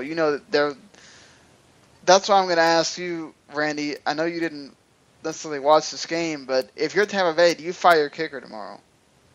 Well, they've already come out. I was looking just to see if maybe he had already gotten released. Levy Smith said he had an off day and he's not going to. The only reason I don't is because he's a rookie. Give him a little bit of time. Tampa Bay is in a growing process anyways, so why not let your kicker grow too? I will kind of agree with him that maybe it was just an off day for him and he just struggled, and it sucks, but no, I wouldn't fire him just yet. If I'm Malkovic, I'm worried about Josh Scobie over there too. Like, I can't have him missing kicks on my watch because I might need those for points. But that being said, I think Jameis Winston looked a lot better in this game. He made some downfield throws. Certainly, he was happy to have Mike Evans back. 7 catches, 101 yards receiving. He really liked throwing to him. Lewis Murphy looked pretty good. Lewis Murphy made a heck of a catch. Where he kind of had it between his legs, and he had to bend down and kind of grab it. That being said, Jameis Winston was not helped out by Doug Martin having 46 yards. That dude is hyped to no end and has done absolute crap this year. I know that offensive line isn't doing much for anybody, but honestly, they kept J.J. Watt and everybody in check. He wasn't really rushed a whole lot. So it wasn't pass blocking. It's just Doug Martin has been not that great as far as these first 3 weeks have gone. On the other side, you got Ryan Mallett. Oh my God, this guy, seriously. He must have been a product of Bobby Petrino being over there at Arkansas, because there's times where he looked good, the big throw downfield, the Hopkins looked good or whatever, but he still throws. All his throws are right down the middle of the field. Like, at some point, you have to be able to pick the passes in other parts, because it's just like people can tell immediately what you're going to be doing. It's really obvious. He's doing that dinking and dunking to the running backs, and then everything's like a slant or whatever. It's just, he had so many passes that could have been easily intercepted if it was just another team that wasn't Tampa Bay. You know, if he was playing somebody else, this line that he has would have been much worse. But he did throw the one touchdown to Hopkins. What saved them in this game is that Alfred Blue went off. He got 139 yards. He got the game-clinching TD. He's only had one other 100-yard game in his entire... He's had like 17 starts, something like that. He's only had one other 100-yard game against the Browns. Hopkins also had a 100-yard game. But like I said, Houston's defense is pretty much kept in check. You know, so, but speaking of Houston, you know, you're 1-1. I already talked to you about Ryan Mallett here. Are you still on the Hoyer bandwagon? Did you get Hoyer back in here, or because they won, do you keep with Mallett? You know what? Your season's not looking great. You're in a situation where if you want to win, that whole division, everybody's 1-2. Yeah, I don't know. I mean, I think that Mallett so far has shown very little. Each of the games he's had one touchdown, one interception, and he's been sacked one time. And of course, you know, last week he got 244 yards. This week, 228. The difference was last week you did 58 pass attempts. This week it's 39, so a little bit less off his load. I just think a lot of it's put on his shoulders. I think Mallett will be okay eventually. I'm a big Hoyer fan, but I'll be honest with you. I don't see Hoyer coming into this situation. The team that surrounds him is going to do any better. I just don't. And I'm not saying that I'm a big Mallett believer now. I really don't see either guy being better than the other. I think they're both going to be in the same situation. Fair enough. So I'm going to go ahead and skip to the Sunday Night Football game. I'll give you a reason why I'm skipping past the 4 other games that we haven't talked about yet. But let's move on to the Sunday Night Football game here. Denver visits Detroit. Peyton Manning out of the pistol the entire game. Sitting there under the center or whatever. 31 out of 45, 324 yards, 2 touchdowns. The interception he threw was a tip ball. It wasn't his fault. The run game again was terrible, absolutely terrible. Now the one guy, Juwan Thompson, who had looked decent, he got hurt, and then also C.J. Anderson was out for a part of the game. But he made things work. Peyton Manning just made things work. He got Benny Fowler involved in the game. I'd say look out for Virgil Green coming down the line later in the season. I think he could be a good tight end play, and I think he's going to get more and more involved in the offense. The offensive line was blocking for him much better in this game. Detroit just does not look the same without Sue there causing problems too on that end. But the defense was just so good again. 2 interceptions, a fumble, 4 sacks. D-Ware got a sack and a half in this game. But, I mean, looking on the other end, too, Matt Stafford finally found Calvin Johnson in this game.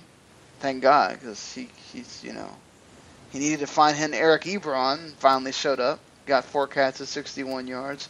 He had like 15 yards receiving for every catch that he had. The running game was horrible, even though Bell did get a touchdown and Abdullah got a receiving touchdown, which was the only touchdowns of the game, by the way. No receiver actually got a touchdown for the Lions. That's terrible. And they have some pretty damn good receivers. Gary,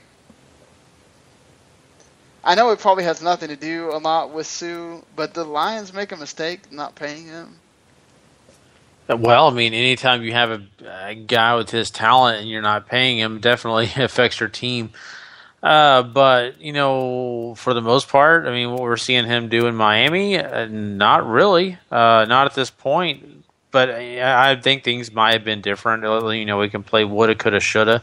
I think Sue staying around his teammates, staying in the scheme that he knows, and you know what he's expected to do. He did very well last year, so I think he would have done them a lot of good to have on the team this year. But you know what? I mean, honestly, right now, as of today, I don't think so. I mean, they may have made a better decision. Maybe they knew his mentality going into this year. I should also note that Emmanuel Sanders whooped the guy that said he wanted Peyton Manning's autograph if he gets the interception. He beat him to the ball in this awesome catch that wound up getting the touchdown. That was one of the big throws downfield that Peyton Manning made. You know, he can actually still throw the ball, believe it or not. Believe it, you know, whether the media tells you can't. So that being said, you know, I mentioned Peyton Manning not being under center. He was in the pistol the whole time, in the shotgun. Even though Gary Kubiak says they're going to keep trying to run the ball, keep doing this, keep doing that, whatever. Do you think they just need to let Peyton Manning be Peyton Manning and stop doing this bullcrap of trying to run offense that he obviously doesn't feel comfortable doing? Well, yeah, they need to let him do a style, but they do also need to get that running game going. I mean, if you become one-dimensional, it's going to be easy to stop you, and Peyton Manning is just not the old Peyton Manning where he can just take a game in his hands and do it. Yes, they were able to win this game, but again... But he's also never had a defense like this. No, absolutely, and that's also going to keep you in games too, but the fact of the matter is Detroit is beyond overrated, and I went into this game still overrating them, thinking desperate, 0-2, at home, they're going to show that they were still a decent team, and they showed me nothing. So I don't give too much credit to Denver for this game because I just think Detroit's way worse than we thought. But yes, put Peyton Manning in the shotgun, let the running game work around that, and come up with different schemes from the shotgun and maybe some screens and stuff like that. But don't abandon the running game altogether. I think we might have talked about this on Thursday or whatever, but what do you think is Stafford's deal? Like, is he just lost, or? Gary, what do you think? You know, Stafford, right now he's banged up. He's getting rushed all the time. Their offensive line is not giving him time to pick and choose what he wants to do. He's just not afforded the opportunities that he's been afforded in the past. And not only that, let's be honest, we haven't seen Megatron show up yet. And Megatron is older. And I mean, I hate to say it, but there could be some slippage here. And we've seen it with Andre Johnson. We maybe seen it with Calvin Johnson. He's not beating the guys like he once was. So, you know, that's a big factor in this. He's depended on Calvin Johnson so much in the past. I think he's having to look at this whole situation new. It's difficult on him. Any thoughts, Randy? Yeah, I'm kind of right there with him. It's just it's all on his hands, and he's just unable to get it done. All right, so I moved things around so we could kind of group these together because you have 4 big blowouts in this week. So we'll start with one of the ones I had to sit here and deal with, which was Miami. In Miami, their home opener, by the way, getting absolutely slapped around by Buffalo. Buffalo was up 27-0 at one point, and then 34-8. Tannehill threw 3 interceptions. Just ridiculous. Absolutely ridiculous. Now, 2 of them weren't his fault, really. One of them got tipped in the air. The other one was off Landry's hands and then right into the guys.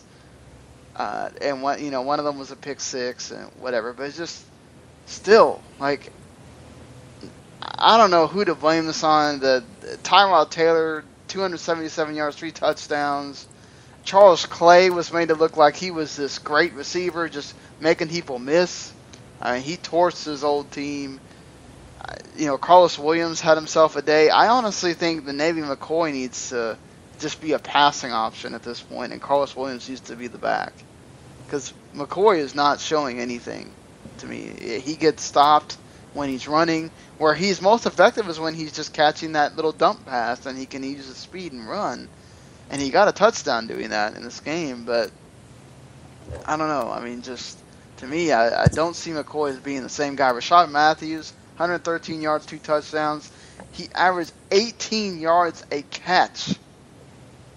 So this guy is going to be something. I wouldn't pay attention much to Jonas Gray's yards. They were all in garbage time, which was also a lot of Tannehill's stuff that he got was a lot of garbage time when it was already down. This was not anything like, what we saw on Monday where the Chiefs actually had a shot. Miami never had a shot in this game. Percy Harvin, I think, is starting to become a weapon again in the offense, which is watch out if you're facing the Buffalo. But this was utter just domination, defensive domination from Buffalo, and Tyrod Taylor going crazy and doing his thing, and just Miami just... That's really sad. You are at home, your home opener, and you get whooped that badly. Just, I don't know what to say. But if, Randy, when they're going to, I would feel so good about them playing them in London in the morning there. Oh, I do. I mean, is there anything you guys want to say, or we could probably just move on, really.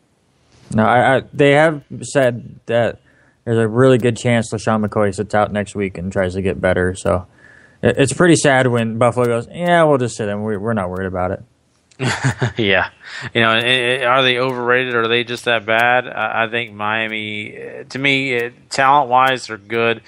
I think they're overrated. I just think that people put them in too high of a pedestal. I don't think they're that terrible of a team. I just think they're making wrong decisions. You think Buffalo makes the playoffs, Randy?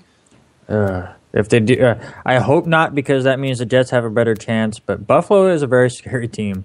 I mean, for a team that we thought coming in here, they're going to be just all about defense and struggle offensively. They already have 100 points in 3 games, so they're a very all-around good team. So, yes, I think they do make the playoffs. Well, I can give you a team that has a lot more points than 100 right now. Freaking New England Patriots dropping 51 on Jacksonville. Ouch. Well, not a whole lot. They have 119, so it's only 19 points. And it's all because of this game. Because holy crap. And it could have been worse.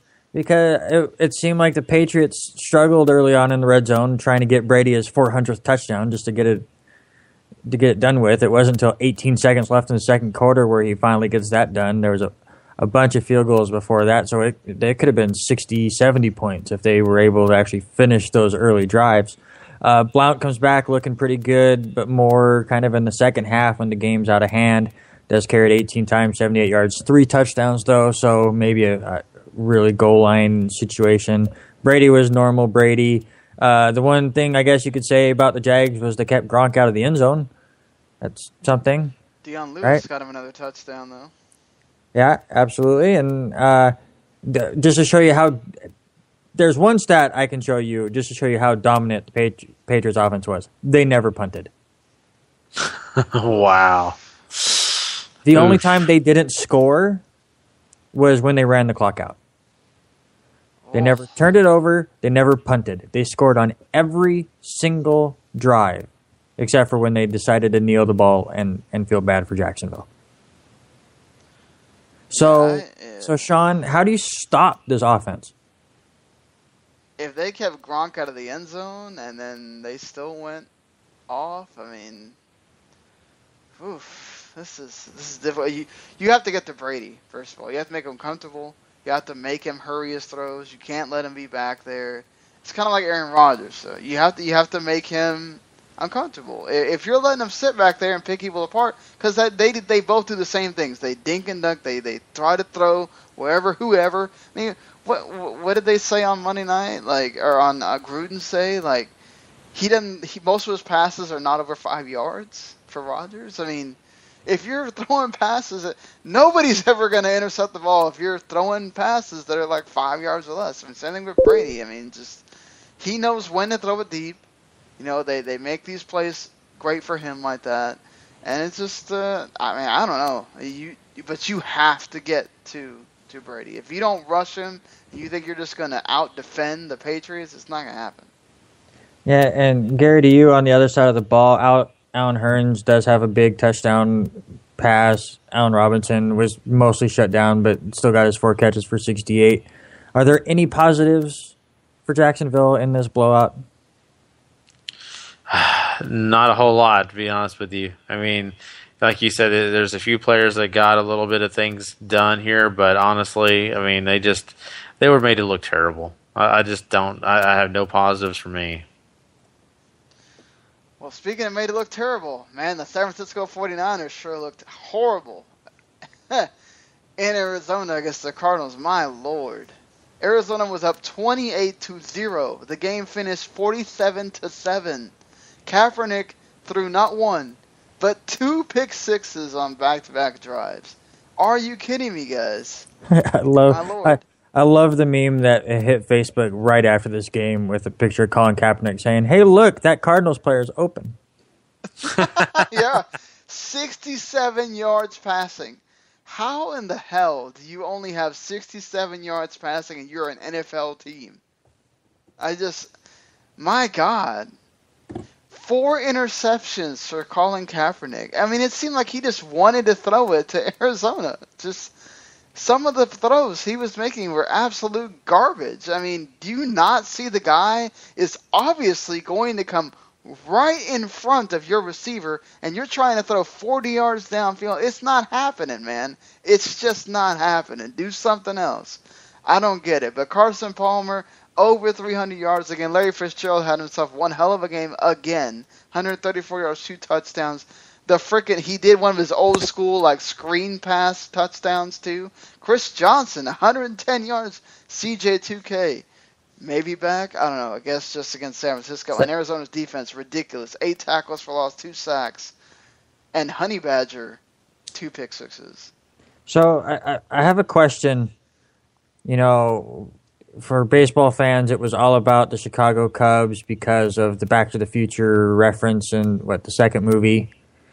Did Chris Johnson, Carson Palmer, and Larry Fitzgerald get in the DeLorean and go back in time? What is going on with this offense?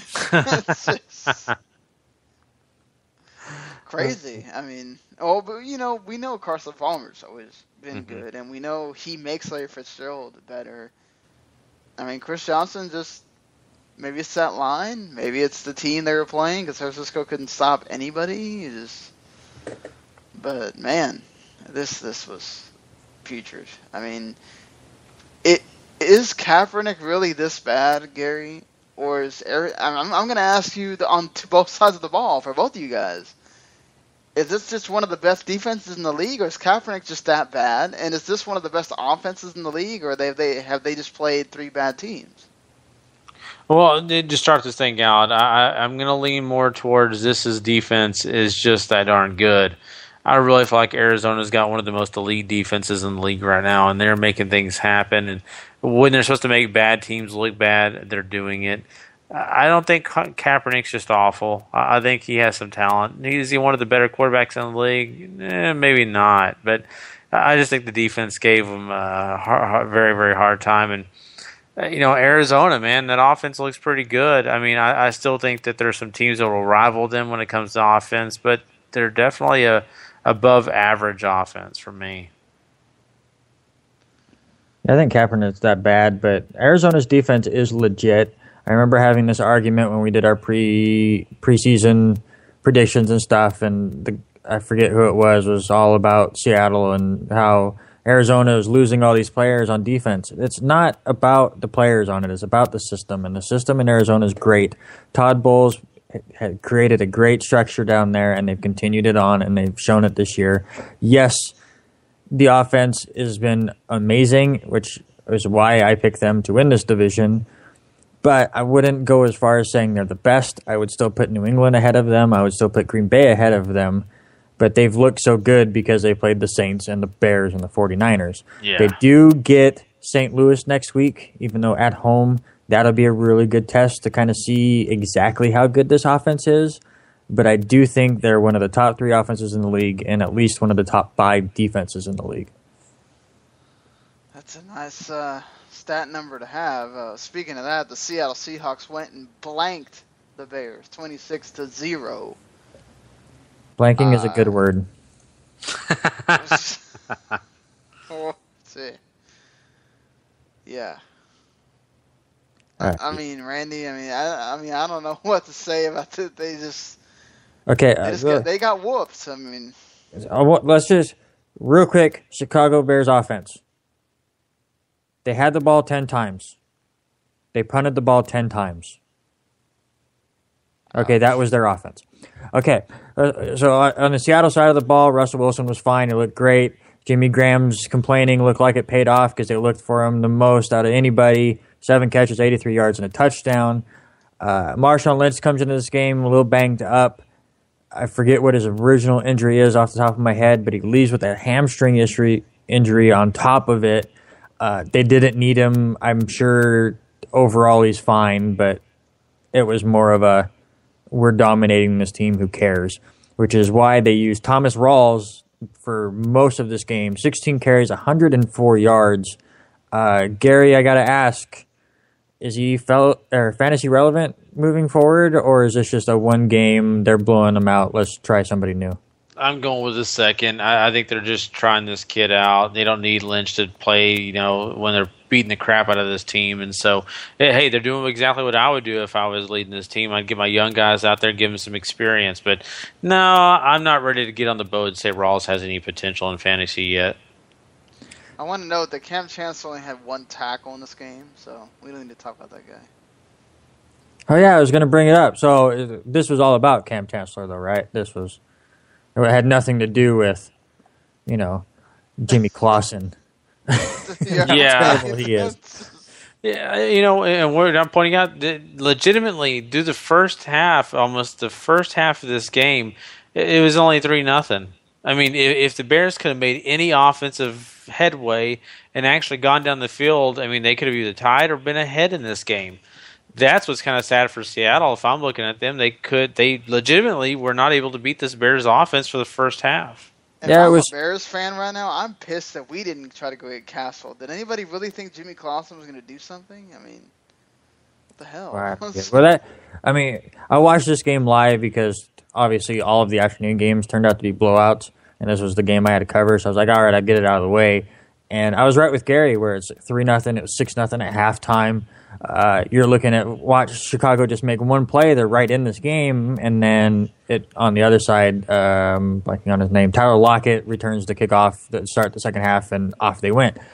But Sean, to your point about them not getting Castle, do you think they're just bagging it and going for the number 1 pick? I mean, they already have Jay Cutler quitting on their team, so are they the rest of the team just set to quit?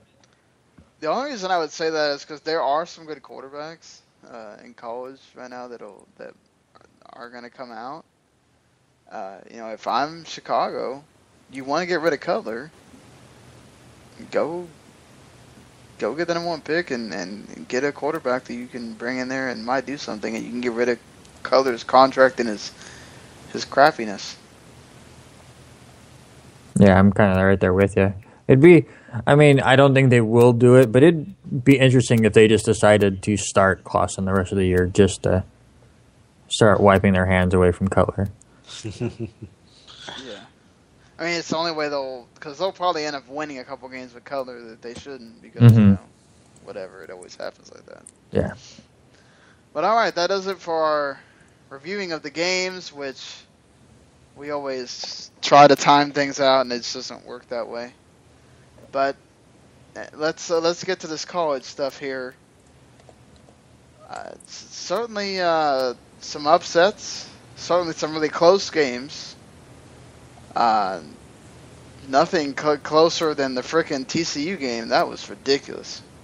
No, there was a crazy weekend, and I was glad I was able to watch a lot of it. But we need to get Brandon on here because he's leading our pick'ems, and he knows his stuff. I need to move out of the Pacific Northwest because I don't know the Pac-12 at all. Every single pick this week that they offered on ESPN, I got wrong. Obviously, I was high on Arizona State. That was terrible. So the Pac-12 has me completely confused. But I just want to hit on a few games that were on our pick'ems. To be fair, who the hell would have thought Utah was going to roll in to Oregon and beat them like that? Well, we'll get to it. I just want to run down some of these picks that were interesting to me and how they turned out. We we're kind of split on the Michigan game about how they were due. They go out and completely dominate the second quarter. The magic is done for BYU. 105 total yards. They had more punts than first downs. I mean, we're done with BYU. Yeah. I thought they were playing above their heads in the first place.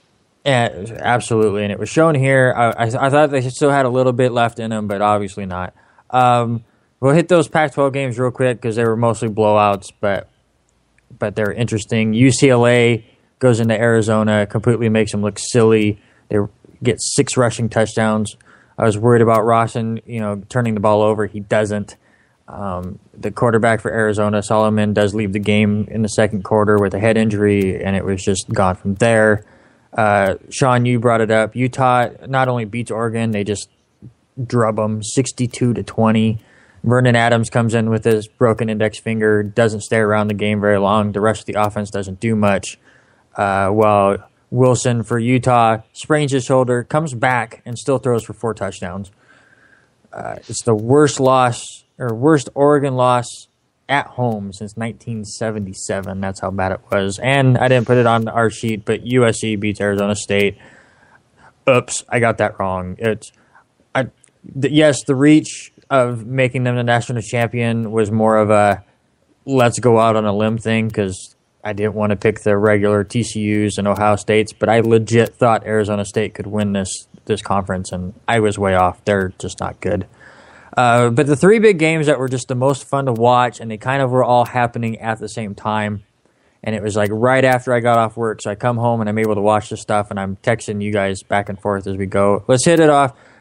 Oklahoma State beats Texas by 3 because Texas punter can't hold on to the ball. How do you feel, Gary? Ooh. It's tough. This year, if I would have invested more in my favorite team, which is Texas, I'd be more upset. But I've been picking against them, and for my pick'ems, I had to root for Oklahoma State. So it didn't hurt my feelings that bad. But I did feel terrible for them. Speaking of favorite teams, I had to watch Arkansas just fucking blow it again. I know, Sean. God, I'm so tired of that. I sent the angry face to Sean. I said, "How dare you lose to A&M like that?" Again, I'm so tired of this. Like losing these close games. God, we did this with Alabama last year. All this. I'm like, come on, Bielema. What the hell, man? And speaking of close games down there in Texas, you had who Texas gets next week, TCU and Texas Tech, just in a crazy shootout. Just back and forth game, a blast to watch. Boykin still is one of the top Heisman candidates. He throws for 485 and 4 touchdowns. The halfback for Texas Tech, DeAndre Washington, rushes for 4 touchdowns himself for 188 yards on top of it. The game ends in just crazy fashion where TCU scores late to take the lead. Tech, basically, it looks like it's over.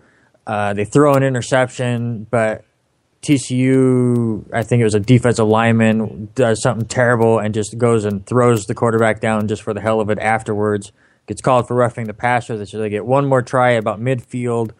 They do the crazy lateral play, which nearly works. They get down to the 10 before it goes out. Like, I remember the last lateral they get, you just look and it's like an open field, and like if you're a TCU fan, your heart just has to sink because you're like, there's somebody is on the other side, right? There's somebody over here. But so that game was crazy. But I think the crazy game to me, just for decision making, and I want to get your guys' thoughts on this, was the Tennessee-Florida game. Florida is down. They're down 4th and 14. They throw this crazy pass, and it reminded me of the hook and ladder play from Boise State against Oklahoma years ago in that bowl game. But it was just one dude. Like, he did the whole hook and ladder. It just completely faked out the whole defense. Scores 63 yards with a minute and a half left.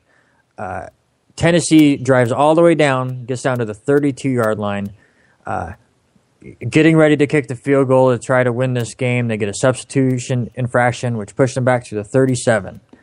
And at this point, they're talking about on the broadcast how the kicker has never even attempted a field goal longer than 50 yards. The field goal he's going to attempt is 55 yards. Sean, you're the coach of Florida. Do you ice the kicker? Yes.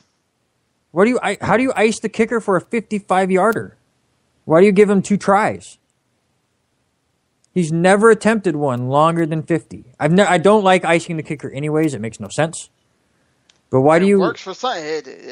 It's worked in some cases. Okay, so I guess I'll explain it better. Do you ice the kicker by calling timeout before they really get set? Or do you wait for him to do that whole, I'm calling timeout right before they hike the damn ball and he gets a practice kick?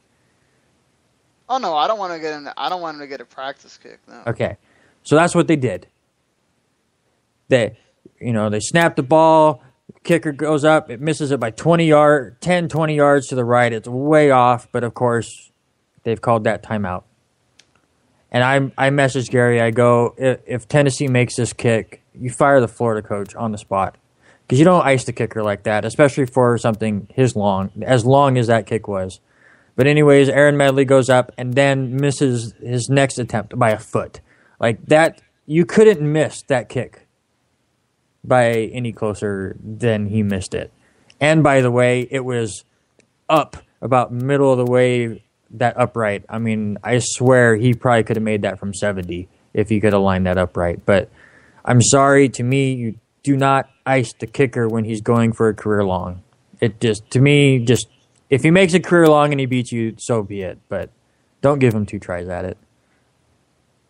Yeah, once again, it goes back to coaching, and it's a staple in coaching. Ice the kicker. I'm kind of weird about that too, and in fact, what you hear most kickers say is "thank you." It gives me time to breathe, gives me more time to concentrate. Yeah, I mean, it is what it is. I mean, we've seen it work. I just don't believe in the whole waiting till right when they snap the ball. It's yeah, it's annoying. It bothers you if you don't make it the second time or whatever, but don't let them kick the ball. It's just stupid. But yeah, I mean that game, Florida was ridiculous. But Florida wins at home, so. Yeah, we got some awesome games next week, so. Mm-hmm. So I'm excited to Thursday to talk about them. All right. Well, that's the end of our talking about college. We're going to wrap this up here with our power rankings and our player of the week. We were going to talk about our fantasy stuff here, but we've kind of ran a little long. If Brandon hadn't called, then we probably would have hit that sweet spot where we could have. Yeah, stupid Giants fan messing up our podcast. But insulting the Jets fan. Yeah, how dare the he? Jets fan. How dare he? Somehow y'all like the same baseball team, though. Hey, when we talk next Sunday, we will. I'll be pleasant. This is the football podcast. Damn, Brandon. So power rankings here. Randy, you want to go first? I want to go. I wish I remembered what I had last week. I think it's the same. I have Green Bay 1, New England 2. I think those two are just head and shoulders better. Arizona is now maybe even up in that echelon. I have them 3. Cincinnati goes out, wins on the road in a division game, so I have them 4. And I flip-flopped a lot with number 5 between Atlanta and Denver and Carolina. Actually, the sad thing is, if you look at, yes, it's 3 weeks in, so who cares? But if you look at the playoff picture right now, Carolina would actually be the number 1 seed in the NFC. But I went with Atlanta. I think they're the better team out of everyone, and they have Julio Jones, who's red hot. Gary? I got to go Patriots number 1. I still think until someone defeats them and makes them look average, I think they got to stay at number 1. Number 2 definitely for me has to be the Green Bay Packers.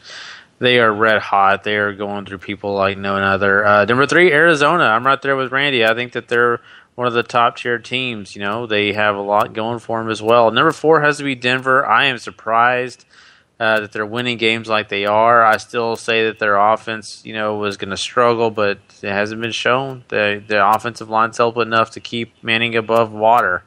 And number 5 for me is Atlanta. Sure, it's Julio's team. He's making sure things happen, but they faced a lot of adversity, and they overcome all the adversity. And each of these games, they've overcome 3 fourth quarter comebacks. And so, to me, they stand the test of time. Here they are at number 5.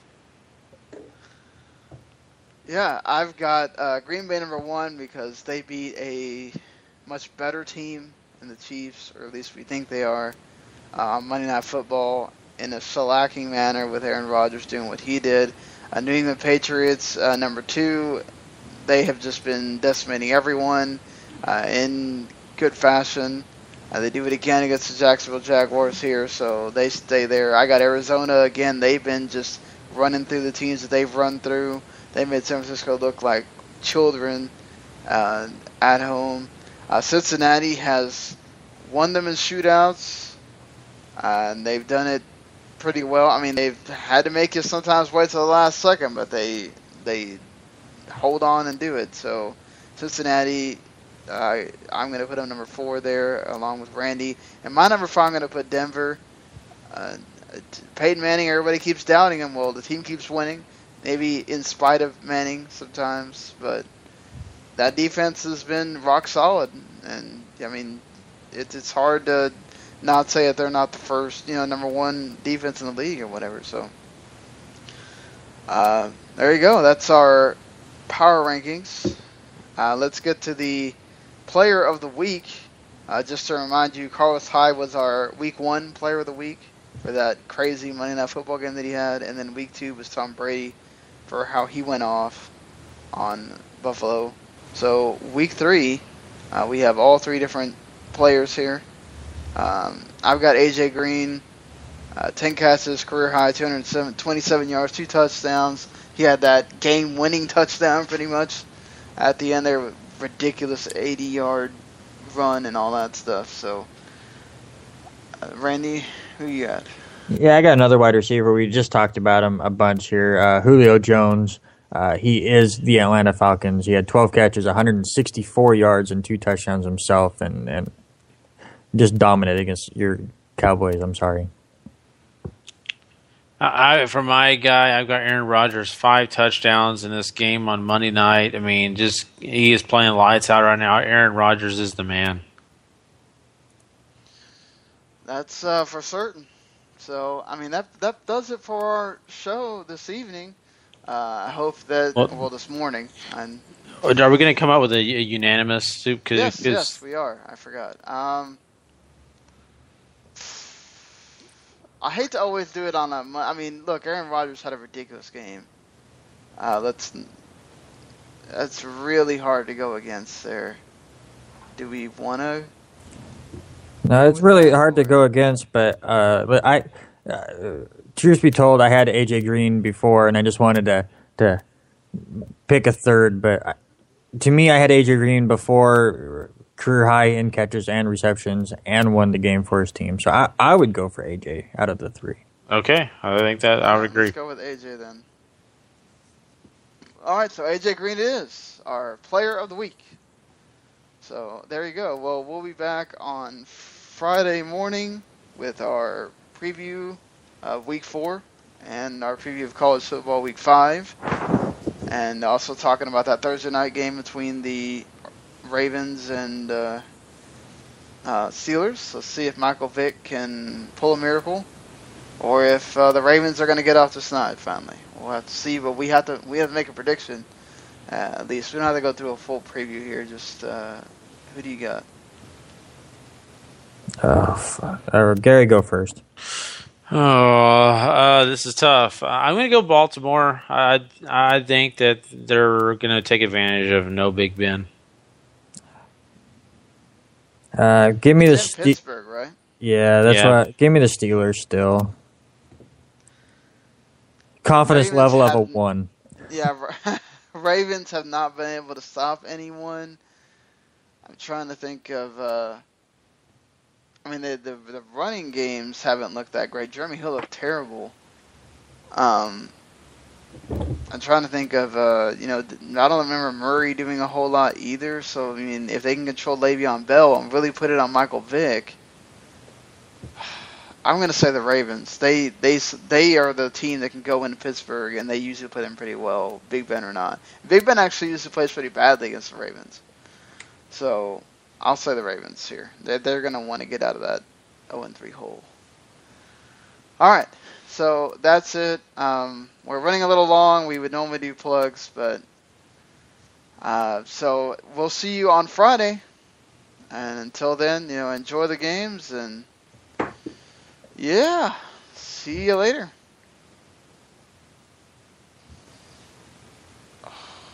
Computer.